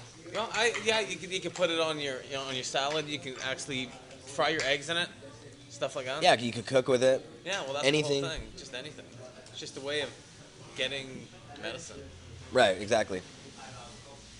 Yeah, Dana Larson just wrote an article for the Vancouver Sun about the future of cannabis as extracts and creams. So it's kind of a cool thing. In terms of what, regulating it or like? No, just the Yeah, how it's future gonna get of better and bigger and better. Yeah, it's going to turn into products that are based on the healing properties of cannabis that can be used for all kinds of things, including like topical creams and lotions and stuff like that. Mm-hmm. You know, that's an Okay, industry enough that. talking. Are you gonna have a big hit of this? Oh, That's I what guess the I viewer have wants. to. That's what people at Pot TV viewers want, is to see people smoking weed. Agreed. So, Valley Boy yeah, but what is Valley? I still haven't heard what he wants to talk about though. Nobody has he said that? Have you seen what he wants to talk about? who's Valley Boy? I don't even know who. Is this a diversion tactic for you not to have the big hit? No. Yeah, I got Okay, Marius well, working load on the the diversion sucker up. tactic. I think this Huh? No, Should we yeah, ask showed anyone up. in the audience if they want to have a hit? Yeah, does somebody in the audience want to Does have anyone a hit? want a big butter rip out there? We got a huge, like, amazing. Oh yeah, come on wants up, one? buddy. Who wants one? Yeah, I knew we got something. Come on out. Who wants one? Here. As long as you'll do it on camera though, right? Why'd you have to fucking tell him? He knows. There's big fucking lights everywhere. Well, he come knows on. it. You gotta camera, get verified. What do you think? We're Sign gonna do this it in the release closet? form. Come forward. Take your medicine. It's coming over here. You can verify everything. It's kill, How man. much You am I wanna look at it? supposed It's to? like How much am I absolutely supposed to? phenomenal. Oh yeah, however Crack much he off? wants. You let him deter you. You take. Look at this stuff.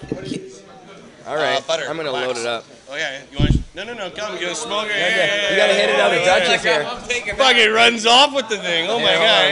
Yeah, put it in the bog. free butter. Yeah, Like fucking right. Where are you I'm from? loading you up here. From Italy. Oh, He's back. He's put his hands up in the crowd. Well, you got to get some stickers too. Some iMedicate. Kush.ca. Where's the grinders? Grinders. Gotta give him a grinder. Dun, dun, dun, dun. What color? You gotta ask him what color. Black? Alright, You want a there's black Butter one? and Duchess here. This is Duchess. The bomb's Get one name of is each Duchess. color because you've got a crew of people. They're in the bag, I thought. She. Anthony, Oh, where are the lighter grinders, guys. dude? Alright, what's your name? David? Nice to talk to you, David. We're gonna give him some grinders. We should give his friends some grinders. It's only from Italy. I know, I heard. Is this back to the cameras he's taking it? Oh yeah, show the camera there, David. Oh yeah, nice. Oh, there we go. Boom, boom. Yep. He wants to talk about sublimating. About sublimating? Alright, give him some grinders.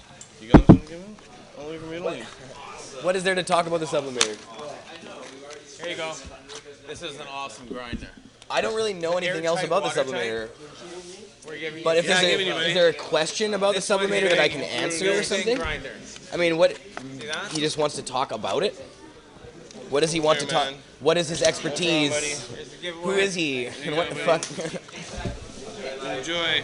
Yeah, if he wants to There come you on the go. next, why don't we talk Yeah, after the show and come on the buttertop. next show if you want to come on and talk about it? If you have some expertise or there's some valid reason for coming on or something. Or even if he's just a person who wants to hang out and smoke weed, does he want to? I'm stoned. Let's light up another joint. I don't care. We VIP throw him on. PK. Bring him on. Who cares? Why not? If we're just killing Okay, time some here. dude's bugging us Who to get gives a on shit? Skype. What's that? Skyped in. Apparently, anyone out there, Oh, you no, can I don't know call what us it is. and we'll let you get I on think there. it's Jergo. Yeah, we'll just, like, Jergo put you on. is the Skype name. Load him up. This will be I don't care. amusing to This will be later to funny. watch. Yeah, and you'll be turned on the big screen behind us. No, you gonna put him on Jergo. there? Jerrgo. That's my Skype name. Technology. Hook up. You're gonna put him on the big screen. This guy's That's getting right. put on the screen right now. Yeah, we're gonna throw on a random. This is Valley. 2013. Maybe we know Valley Boy, and I'm Pot forgetting TV's moving up in the things. world. I often forget. We're Skyping things. some weirdo in. He's gonna talk about the sublimator. Bring him in. Yeah, I know. If it's pornographic, we're gonna have to cut the feed probably. Yeah. Although Is there an Vapor ability Central to has been cut doing this, some like, pornographic where can this programming, go? so I am scared. we gotta compete somehow, I guess. I'm not gonna no This liability. not for really this messed at all. up. Says Dutch.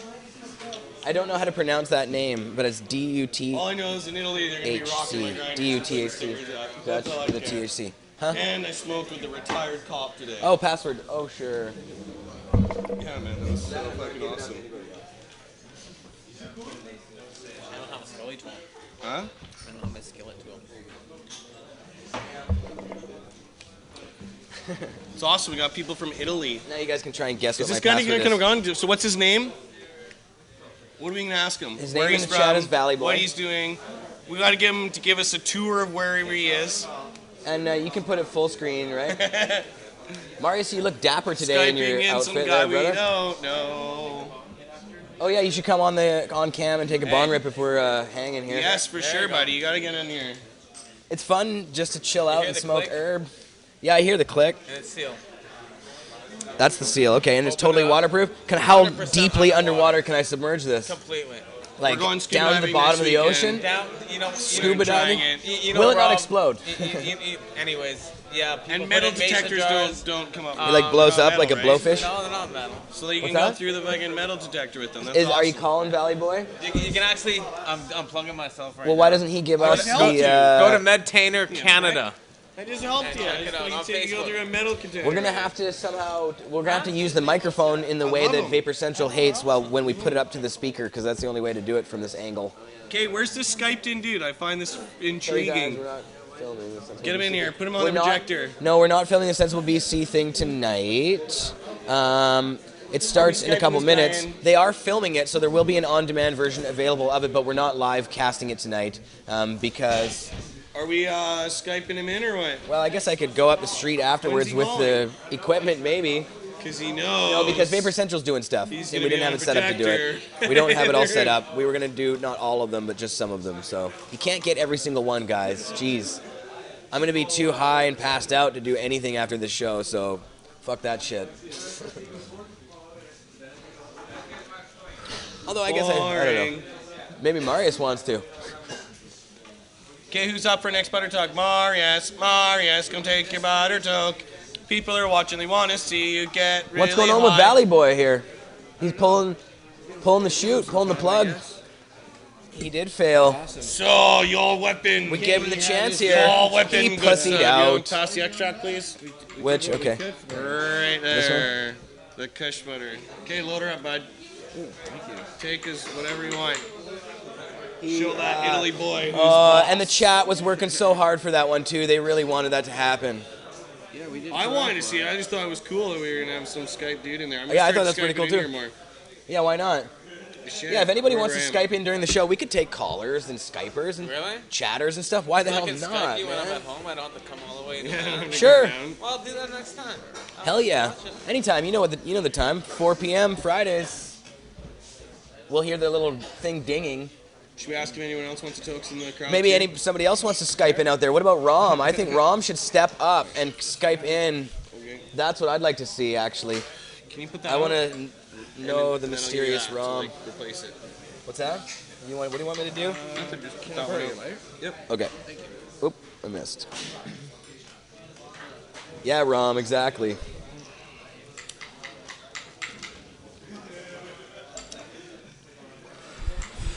Well, okay, what else these days, Mark? What's your next trip all about? What's the next video for Kush.ca and Pot TV going to be? I think I'm gonna go to Mexico. They got a big expo down there, Really? and I got invited The by Mexpo? a DJ in Mexico City. It's like Spannabis. Yeah, the I guess so. He sent me the link. Where in Mexico it's like the exactly? end of in Mexico March. City? I don't know. I'm just going, buddy. You don't know what city it's in. in? I'll send you the link. Send me the link. You just asked me where I don't really plan these trips. It's just someone says, hey, I got a big bag of killer weed. You want to come shoot a video wherever I live? And then I like hop the flight and then we go Someone there. says, Well, that must be fun. oh, I'm getting text off the hook here.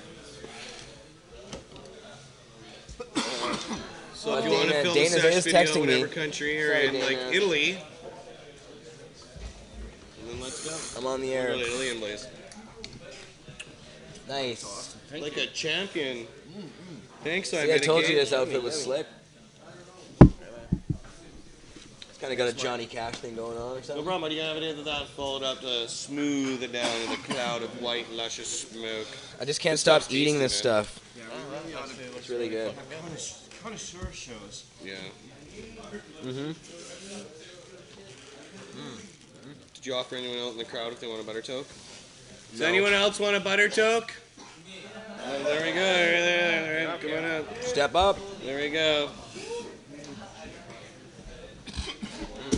They're just waiting for it. Oh, get on Come on camera in. that shirt, man. Come on. Yeah, Yeah, step in front of the step in cam, front, show them off. Yeah. Oh, awesome. Perfect. Yeah. Nice. There you go, man. You can load up your own bowl. So you This is Duchess. She's the co-host of the show. butter, pure extract butter. It's the cream of the crop. Yeah, be What's careful. your name, man? Here's some nice Go piece hard or of go bud, home. man. Mark. No limitations. You don't have to give your name if you don't want to. Oh, Quinn? Okay, Quinn. He gets Jeremiah, grinders. nice to meet you, Where's Quinn. grinders? Yeah. And when you take your rip, show it off to the camera so everybody can see you Hey, taking a Steve, can I big get some puff. grinders? Oh, I can set you up. You want me to? Here, put it in the Yeah, bed you can pan. put either way. You can put some bud on the bottom if you want, or some Built-in ash, grinder. whatever. Airtight, watertight, completely submersible. Take a scan. Are you serious? Yeah. All right, here, load this guy up. You've made I'm gonna me take- the happiest There you man go. aboard. That's all you have to do. That was the worst handoff ever. I will, I promise. All right, and I will put down some weed first here, just a little bit. That's what it's all about. You got The Kush.ca bed of butter. grinders in there. You guys are actually This butter is pretty You should give one to your crazy friends. stuff. Happy Friday. I've had it before. Friday. You always bring this stuff. can I take a seat? I don't know where you want to put it. It's coming right I'm now. giving- The I'm camera's loading right up there, for you so right you wanna now. Take it kind of in front of the camera and show everyone taking a You're live TV. Live on Pod TV right now. All right, there you go, man. I And know there it's is a at, lighter around Vapor here somewhere. Central. They always Who's that play lighter? on Here this we go. big screen there. This one says my name on it. Yeah. Record broadcast for this show? Probably. I don't think I've done a 3-hour show before. This might be the first 3-hour show we did. I don't think you had a retired police officer come on and blaze either. So We've never had a retired police officer blazing on the show. That's definitely awesome. a first for the show on that one too. 30-year veteran. This is our 101st show, by the way. 101 episodes of this show we've done now. 100. That's all right. That's traveling. That's all good, man. I need a light. You're here for the 101st. I need a light. And look, we did it even harder. I think he deserves like a champion. I think he deserves a clap for that. Yeah, that's awesome. Yeah, thanks for having on, man. There you go. Thanks, The BC Bud Lover. Awesome, man. Yeah, thanks. Lung abilities. Enjoy your treats. Peace, man. There's brownie too for you. Careful. Yeah. Enjoy. Nah. Enjoy the grinders. And what about anybody else? I see some eyes. Does anyone else want a butter toke? Guy on the left, way over there. They figure they're getting. Oh yeah. Oh, he goes and says, "Hey, what's going on?" He goes to iMedicate, so he's already trained professional. Nice. Oh, this guy knows He's a what's member up. at iMedicate. All right. Well, I'll load you up again. man. What's your name? Say it again. Elixir. Nice, cool name. What color pretty dope. grinder you want? Black, gold. Can I get one black and one gold? I love those Kush.ca grinders. I won't give you any stickers. Oh, here, Flyers. I should You put gotta down a show little them bit of. those. There you go, man. You gotta get one of yours. I'm out. You're out? Oh, okay. I got. Oh, I would. Yeah, for sure. I want to, but I'm out. All right, there's weed and butter in here. You know what? Thanks, bro. Here's a clear one. Awesome. Cool. Yeah, you can take those through the metal detector at the airport. That's why they're awesome. There you go. Boom. Take it on Facebook. There you go, man. Does that one go There's some underwater elixir too? for elixir. Is that Yeah, water they tank? all do. Yeah. Hey, you can go diving with that one You too. can go diving with that, everything. Yeah, it's built-in like grinder, food safe, medical grade, plastic, they're great. I don't have a lighter anymore. I go in here. Oh, did somebody scam my lighter that has my name on it? Oh, really? No, who was our guy? Hey, BC Bud Guy, did he scam my BC lighter? Bud Guy. You got a lighter over there. BC Bud Guy. You got a lighter that says Jeremy on it? Oh yeah. Okay. You got my lighter back. Just gonna zoom on You got my name on it, buddy. No, you can't have that one. Oh no, it's right there. You had it. Oh, you just got handed to me, man. He I can't gave it see back. straight. I told you. Yeah, no, he just admitted to the crime. Oh, okay, Said, good. I thought that's what happened, but Yeah. then I didn't see the handoff. Something's wrong with me. You're gonna have to do a 3-hour show. Hey, you can definitely tell it's taking its toll on Jeremiah. No shit. They're Oh yeah, eating yeah. half the They're bag of popcorn. definitely That's laughing so at the major. chat. I wouldn't eat 2 handfuls of that. Elsewhere. Look at, I've eaten almost this bag of Oh, yeah, no caramel worries, corn buddy. to my dome. Good to see you, bro. Yeah, see you, man. Peace. Thanks. Nice. So, I'm gonna do butter. Oh man, still getting calls here from Mr. Dana Larson. I think he's wondering if I'm bad coming to the lungs. thing tonight. Cool. Even more reason to do it. We like to see blowouts. Yeah. I guess. Yeah. There you go, buddy. Okay, pass me a You lighter. can't do it while we're. Hit it like a champion. We could bring Dana on the air. See how he's doing. Bring him on, Sensible BC. You guys gotta get away from. You need beeline. Huh? Dude, I can already not find my lighter as it is. You think I need to find a line and then another lighter to light that line? Like, fuck. That's like putting filters in every joint I smoke. It's gonna waste my life doing filter they want me to duty. go tape the thing with You add Dana. up the time that it takes to I don't do know. it. It's I like, won't you have know, time to get over an there hour a and day get of set up before it filtering when you're starts in smoking 15 30 minutes joints. and make it work. Trust me, I had to lug over all the shit It's a there good myself week or two of your last life a night, and it was year. damn near impossible. It took Just like doing filters. an hour to get it all Cut there that and out. set up and everything. It won't happen in 15 minutes, so we'll miss half of it. It won't be worth it. Sorry, Pot TV. And then audience. But there'll be lots more that of takes these a panels. toll on your hands and your joints. I can't do every single one. So, I mean, then we'll you're go getting to into, some like, of the you know, 15. We'll having hopefully have a better internet connection sometimes. I was using my iPhone LTE connection last night, so it did have a few hiccups in it, but the version that's available on the front page of Pod.tv right now is perfect with no missing pieces. It's the full version, looks good, so check that out. Sensible BC. And also go to sensiblebc.ca if you're in British Columbia and sign up if you haven't already. I'm sure if you're watching the show, you've probably done that if you're from BC. And if you haven't, shame on you. Go do it. right? Yes. Shame on you. Sorry. Sensible to see Never. is You should never definitely not shame the happening to audience everyone for else. anything, really. That's Needs just to bad sign up. form. Anyways, Well, this is definitely a really stone show. I was gonna get you to pass me the bong, but Paid for an hour for parking when I showed up here. Oh yeah. somebody definitely. pass me Duchess, would you? John, would you pass Duchess to me? Thanks, John. Have you had a hit out of Duchess? Did a hit with Dutch. Oh, you did. Okay, good. See, I told you I wasn't you paying any can get attention. the Kush.ca grinders on Pot TV's website, Cannabis Culture. It's online now. You can? Yeah, and you can also get it at UG Marketplace. Oh, nice. Maintainers are now carrying the Cannabis Culture downstairs. Well, oh, we carry your containers as well. There you go. Well, wow, there's some free advertising for you guys. There you go. Yeah. Not really good. And for us, evidently, because we're selling your product. So get it at 307 West Hastings. That's what we should do. He never took a hit. He's lying. You never took a hit? The chat. Who did? You, I don't know. You didn't take your They're hit? calling you out. Did you take it? Yeah. We can rewind it and play it for you guys. There you go. Okay, I'll do that. Yeah, it will be on. They will be taping it tonight, and it will be online later. At least they were taping last night with a second crew. I taped it twice last night with 2 separate cameras, and we had another camera crew. So I think we're like shooting overkilling it, which is not necessarily a bad thing. We end up with a good version in the end, usually. I'm too confused to do anything now, so I'm just gonna sit back and start laughing. Here you go. Well, thank you. Smoking weed. That's how we do it. All right. What about mixed video there, Marius? Yeah, how's the video doing? Tyler in the house. Can you check? Starting to get a tan in front of these lights. Oh. Oh yeah, we were gonna. Valley Boy was supposed to come in, but Yeah, whatever happened to that Skype yeah, call? I It's all move around excited. a lot because I don't really like antsy sitting in this chair. 90%. 90%. That's Oh it's my just God. taking too long. Yeah, that's. What island is he on? Vancouver Island.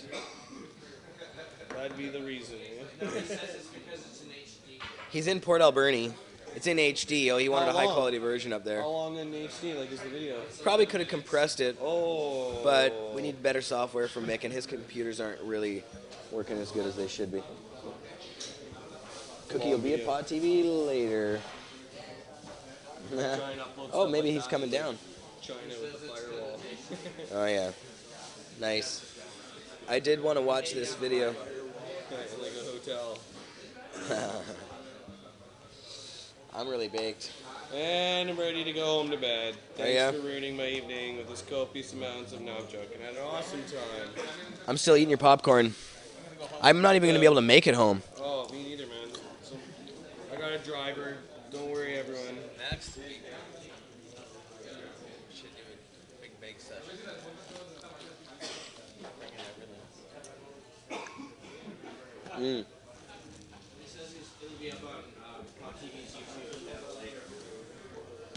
Anybody? Yeah. Which will be? This one, something happened with that one. It kind of didn't. Will it be up on Pot TV's YouTube channel later? What's the question? start Oh, to- mix thing. Yeah, mix thing. Yes, that is the answer. It will be up on Pot TV's YouTube channel. Mick said he's going to upload it there next. So, did you manage to see John Conway's letter he wrote to? I heard about it, haven't seen it yet. I haven't seen it yet. Yeah. Pretty sure it's all over. It should be on Facebook. Yeah, no, it's out there. I'll see it on the CCC list. Yeah. Yeah. No, I heard that it was good. I It's a saw. good letter, really good letter. He's representing 3,600 patients so far. John's representing 3,600 patients so far for the what would be the PPL and DPL coalition against repeal. Wow, a lot of letters there. Yeah, there's a lot of, Yeah. And so, but good things are going on with it. It looks and like John we. Conroy is, of course, a famous cannabis lawyer. Yes. Who has worked a lot with a lot of the people in British Columbia in our movement, and closely with Kurt Tusaw, one of our lawyers. I'm so rolling around here, a little antsy, I guess. I can't sit still. So, are we smoking sativa or indicas, or what are we smoking? I guess a little bit of everything, probably. Mixed. Definite mix. Definite mix. Mine was the indica. Yeah, mostly indicas for me, but I know I had a couple sativas. I can feel a sativa there in the last one somewhere. What about Okay, so go on about the John Conroy stuff. No, John wrote a letter on behalf of the coalition towards Health Canada about what's happening with Health Canada trying to, well, basically diminish the MMAR, right? So they start with the MMPR. Right. And that's when they take away licenses. I'm sure you've talked about this. Yeah. By March 2014, they want to take everybody's personal growing licenses away. Yeah, but I always date back to what you know a lot about Bill S10. Oh, sure, yeah. So what does that read to you? Mandatory sentencing for 6 plants or more, right? Oh, sure. They're trying to exactly what Joy said. They're making the medical marijuana community the targets of their new mandatory minimums by ending what they can do. And of course, some people are going to do it anyway. The choice is either take a risk and, you know, they're going to, a lot of people are going to grow no matter what the laws are. They're going to grow. Sick people need their medicine. And they're willing to take those risks sometimes. And unfortunately, some of them are going to be caught up in those mandatory minimums for sure. And the Conservatives are betting on it. I guarantee that. They have to have somebody filling those prisons. Yeah, well, you know what? There's lots of us. Marijuana's going to get legal. Yeah, I think you're right. Things are changing. I mean, with Colorado and Washington. I mean, they're our neighbors. Good. Things are already changing. I don't believe that. I don't even think the government's ready to implement the dispensary policies that they're trying to implement by March. And I think that they don't have pharmacies set up, they don't have the contractors growing the weed yet. I don't think they're there yet, so I don't see how they're going to have stuff ready by March for patients, and they're going to shut them down from growing. It's my personal opinion. Yeah. Well, and they're slow. The government takes forever to do anything. As soon as somebody does get arrested and goes to court, I don't think that it's going to stick up. It's not going to last. They can't just take... People spend too much time, too much of their own money, too much of the stuff for the government just to take it all away and pull the rug out from everybody now. It's too crazy. It doesn't make sense. And I think that maybe the judges will try and fight it. Who knows? That's our last hope, really, though, isn't it? I don't know. Well, I think there's going to be lots of individual cases where everyone's going to challenge and put their money forth, like such as myself. We really do need good government in power to change these laws, though. And unfortunately, and that's happening next year. I think people are going to start voting. I think maybe they'll finally start registering where it's not just elderly and conservative and religious people that are voting. It'll be like young people. Yeah. That would be a big swing of a vote for us, and I think people should realize, like everyone in this room, voting. Oh, Mr. Cookie could Skype in. There you go. He was able to Skype in. As long as he has cookies being delivered. 5 to 7, though. We're going to have to wrap this up. I'm ready to go to bed. Yeah. Yeah, I think that... I think I'm out of here, too. He's going to want to take over the stream at some point. It's Friday. Yeah. But maybe not. I got to see my daughter. I got to feed my cats. Yeah, my dogs, too. I need to pick up dog food. Thank you for reminding me. See? That's the reason why there's still some left, but like I like to have lots, so there's always a bowl full. You have to do that for your animals, right? Yeah. Sure. We want to make us happy. We want them happy. You got animals? We need it. I have a pet bird, actually. An animal. That's I have awesome. a cockatiel, and his name is Fred, and I've had him for 21 years. And I named him before he was even hatched out of his egg when I was 12 years old. Really? And wow, he's been there for your journey. They can live a long time. He's a good buddy. He's got a huge personality for such a little teeny thing. Yeah. Chow mix is awesome. It is. Yeah, that was pretty good. There's pictures of Fred all over my Facebook page. I got 2 cats, Morpheus and Nova. 2 cats, nice. 2 cats, black and one black. Now we're talking pets. Yeah, pets are great though, man. They put smiles on our face. Dogs and cats are awesome. I got one cat that loves pot whenever I went up right on my lap, like that. And the other one's gone, hiding. Hates it. I think some animals eat it at a young age and have a bad experience with it. Have you ever had an animal eat dried up bud? I've heard of dogs eating people's Lots of fresh. I've had dogs that eat anything. Yeah, like literally anything. Eat anything laying around there, eat it. They just go to sleep. You know, plastic, fresh marijuana leaves is the best tissue, catnip. wood. Really? Cats love it. Any sort of material the dog will eat. Actually, my bird does try and eat the pot, eat anything. Like he goes after it if it's in a bag, if it's twigs on the table. We let him eat the twigs, but I don't really let him eat the leaves. I don't know. Maybe Makes him feel good.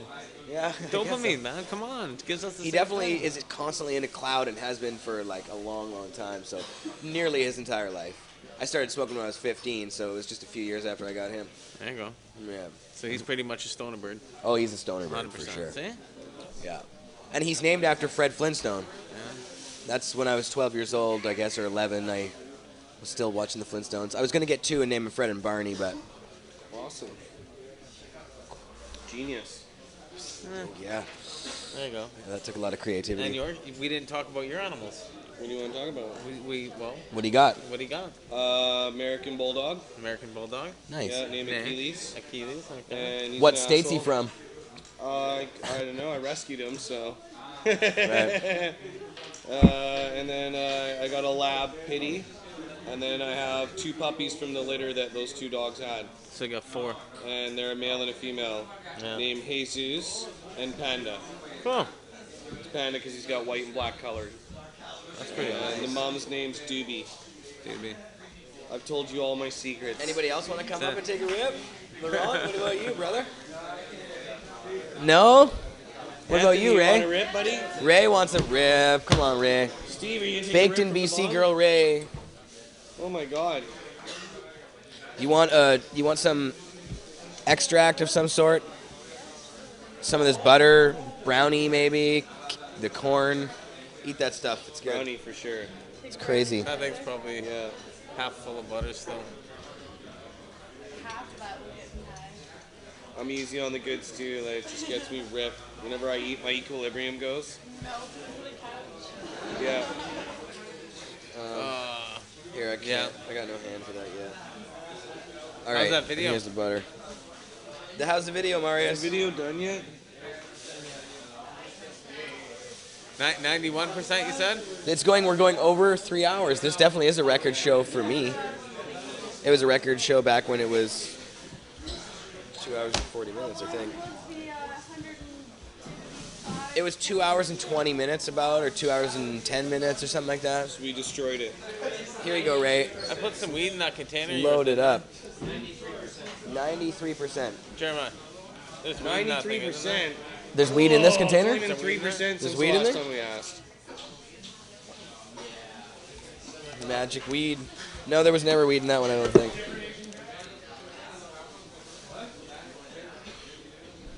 Oh yeah, sorry. There's a lighter.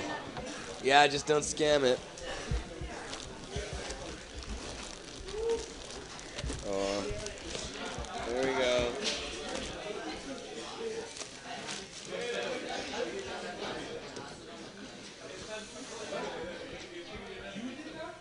Nice work. Bam. Beautiful. Good champion. Canada Business says, I can't believe I've been sitting here for 3 hours. Neither can I. I can't believe you've been sitting here for 3 hours.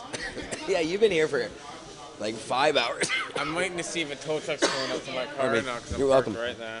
Nice. Nice.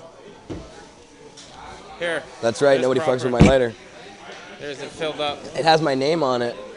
And that's thanks to my girlfriend Karina, who made this lighter for me for Christmas. It was in my stocking. That's why it has a bit of sentimental value and I wanted to keep it. My phone. You just had it. Did you pocket it? Mr. Cookie's heading down to Pot TV. Maybe we'll still be broadcasting live, Cookie, when you get here. Oh, yeah. And Marius, if you show the other side, it has, I think, Super Mario Brothers characters on it. Maybe. Pull it back into the light a bit more, Marius. Oh, yeah, there you go. That's some Super Mario Brothers characters. So I see a Bullet Bill, Shy Guy, In a bag? like some other Mario 2 characters, it looks like. Found it. I don't know. Oh, there's a Goomba there. Wow. Yeah. Where's my pencils? I should be throwing pencils in the camera.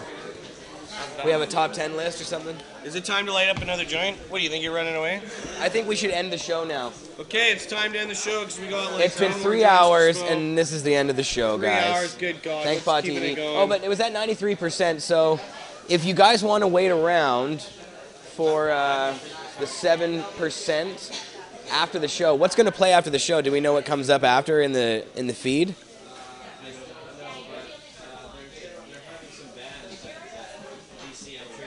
Oh yeah, Vapor Central wants to do their thing, don't they? Oh, well, why haven't they taken over yet? Central.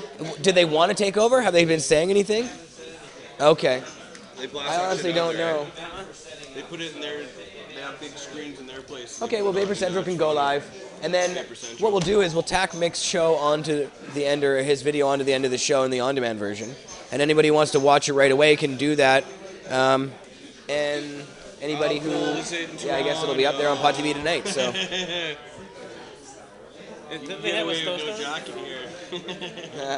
They want one more joint. Just a hoodie. One more joint?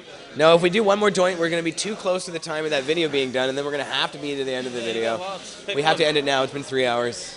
We must. Am I being a party pooper? If people really want to watch more, I guess why bother ending it, but do people really want to watch more? One more joint. I guess so. There's people that watch it 24/7.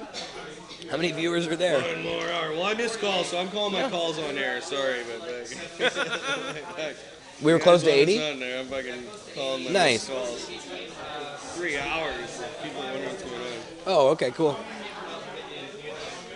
Nice. Yeah, now we're down to 48, it says. People like the long show. That's cool. I like it too. I don't care. I'm down. Do a 3-hour show every time. It's kind of turning into that because I just keep booking lots and lots of guests or get lots of people on. Good job.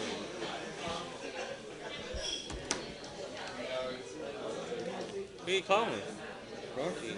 Huh? Rocky. Oh, I thought you were gonna order some food. So or something. I like the new set and everything. I think it looks cool. The one problem is Food on the show. there's two problems. Jeremiah, we should order food next time. Next Friday, Chinese we're ordering food. food. Chinese food shows up. Get it delivered, right? We get it delivered right here. We'll Sure. Get it, we'll start blazing. Yeah, We'll get some that's food fucking delivered. Co-host every show with me. Yeah. I'm calling in like 5 different places too. Yeah, I'm down. But what I was gonna say is, it still doesn't look bright enough. Maybe we need the lighting situation dealt with a little bit better. And It still then looks a after little dark. copious amounts of But marijuana, the set's kinda cool. greatest live TV I don't know what the show chatters think of the idea set. came to his That mind. thing behind these guys should have been moved a little closer We can to order cover the food top of that on there. door. We can order I like things food. to be aesthetically pleasing. Give him a free grinder. Give him a free grinder. Say what? He's a delivery guy. I don't even get him baked Oh, yeah. or nothing. More tech stuff. No, they probably Love talking walk about all that around on the here, show. right? It's So, fun. I mean, it's not like they're driving. Yeah. They deliver on a bike. Yeah. Give them a butter rip. Huge butter rip, mercy. eh? Well, it was a fun show, I think. We're still live? We're still live, yeah. Yeah, my God. I had I a know, lot I of fun. tried to end the show, but they wanted one more joint. Okay, we really are ending it. Is it? Okay, the show is now officially 3 hours. All right, so it was a good 3-hour show. Thanks to everybody who came on the show today. Let's go over the list here. We had Steve Finlay, Joy Davies. We had Bill VanderGraff, of course. He was fantastic. Is he puffing the away. police officer? He's the police officer. I like Bill. Bill was awesome. Bill, Bill's a enjoyed good getting guy ripped with you from today. Winnipeg. He Thank was a you for police coming staff on the sergeant. show. We Yeah. I'm loved surprised you. he hasn't been on here Steve's a before. great guy Right? from Love Leap as him. well. Joy Davies from an the BC honor. Medical Cannabis Partners. Check out what they're working on. That's Thanks, kind of cool Jeremiah, stuff for too. having me on. Kush.ca, Pot.TV, Go to The Pot Weed TV Guy, on there, yeah. Mark Klokeid, iMedicate.ca with a K. And Neil Magnuson was here, but he never ended up coming on the show, did he? Something No, I happened. didn't come. I think he was double parked or something. I think parking was expensive or something. Everybody came on the show. Thanks, Yeah, man. it was kind of fun. It was awesome. Sensible BC. Thanks to everybody else who Go came up sign up and if you hit the haven't. bong. Yeah. So Sensible online, BC. Sensible BC. Yeah, and Protest against Health Canada about them trying to take away licenses. thanks You to haven't McMahon. come down Oh, here McMahon to the looks like Vapor he's Lounge. calling It's here. awesome. It's packed right now. Yeah, it is. Good times. Hi Did to you have everyone in something you wanted Toronto. to say? Peace, guys. I saw that you were calling. Hey, Anyways, Eric's back. Is that it? all Yeah, hi right. to everyone And in thanks to Toronto. the suit, Eric, the beard. 3 Yeah, we hours, are. yeah. We're going. We're done. Okay, bye. All right. Peace, Pot TV. Bye. See you. See you later, Toronto. Are we done? Is that it? We're done?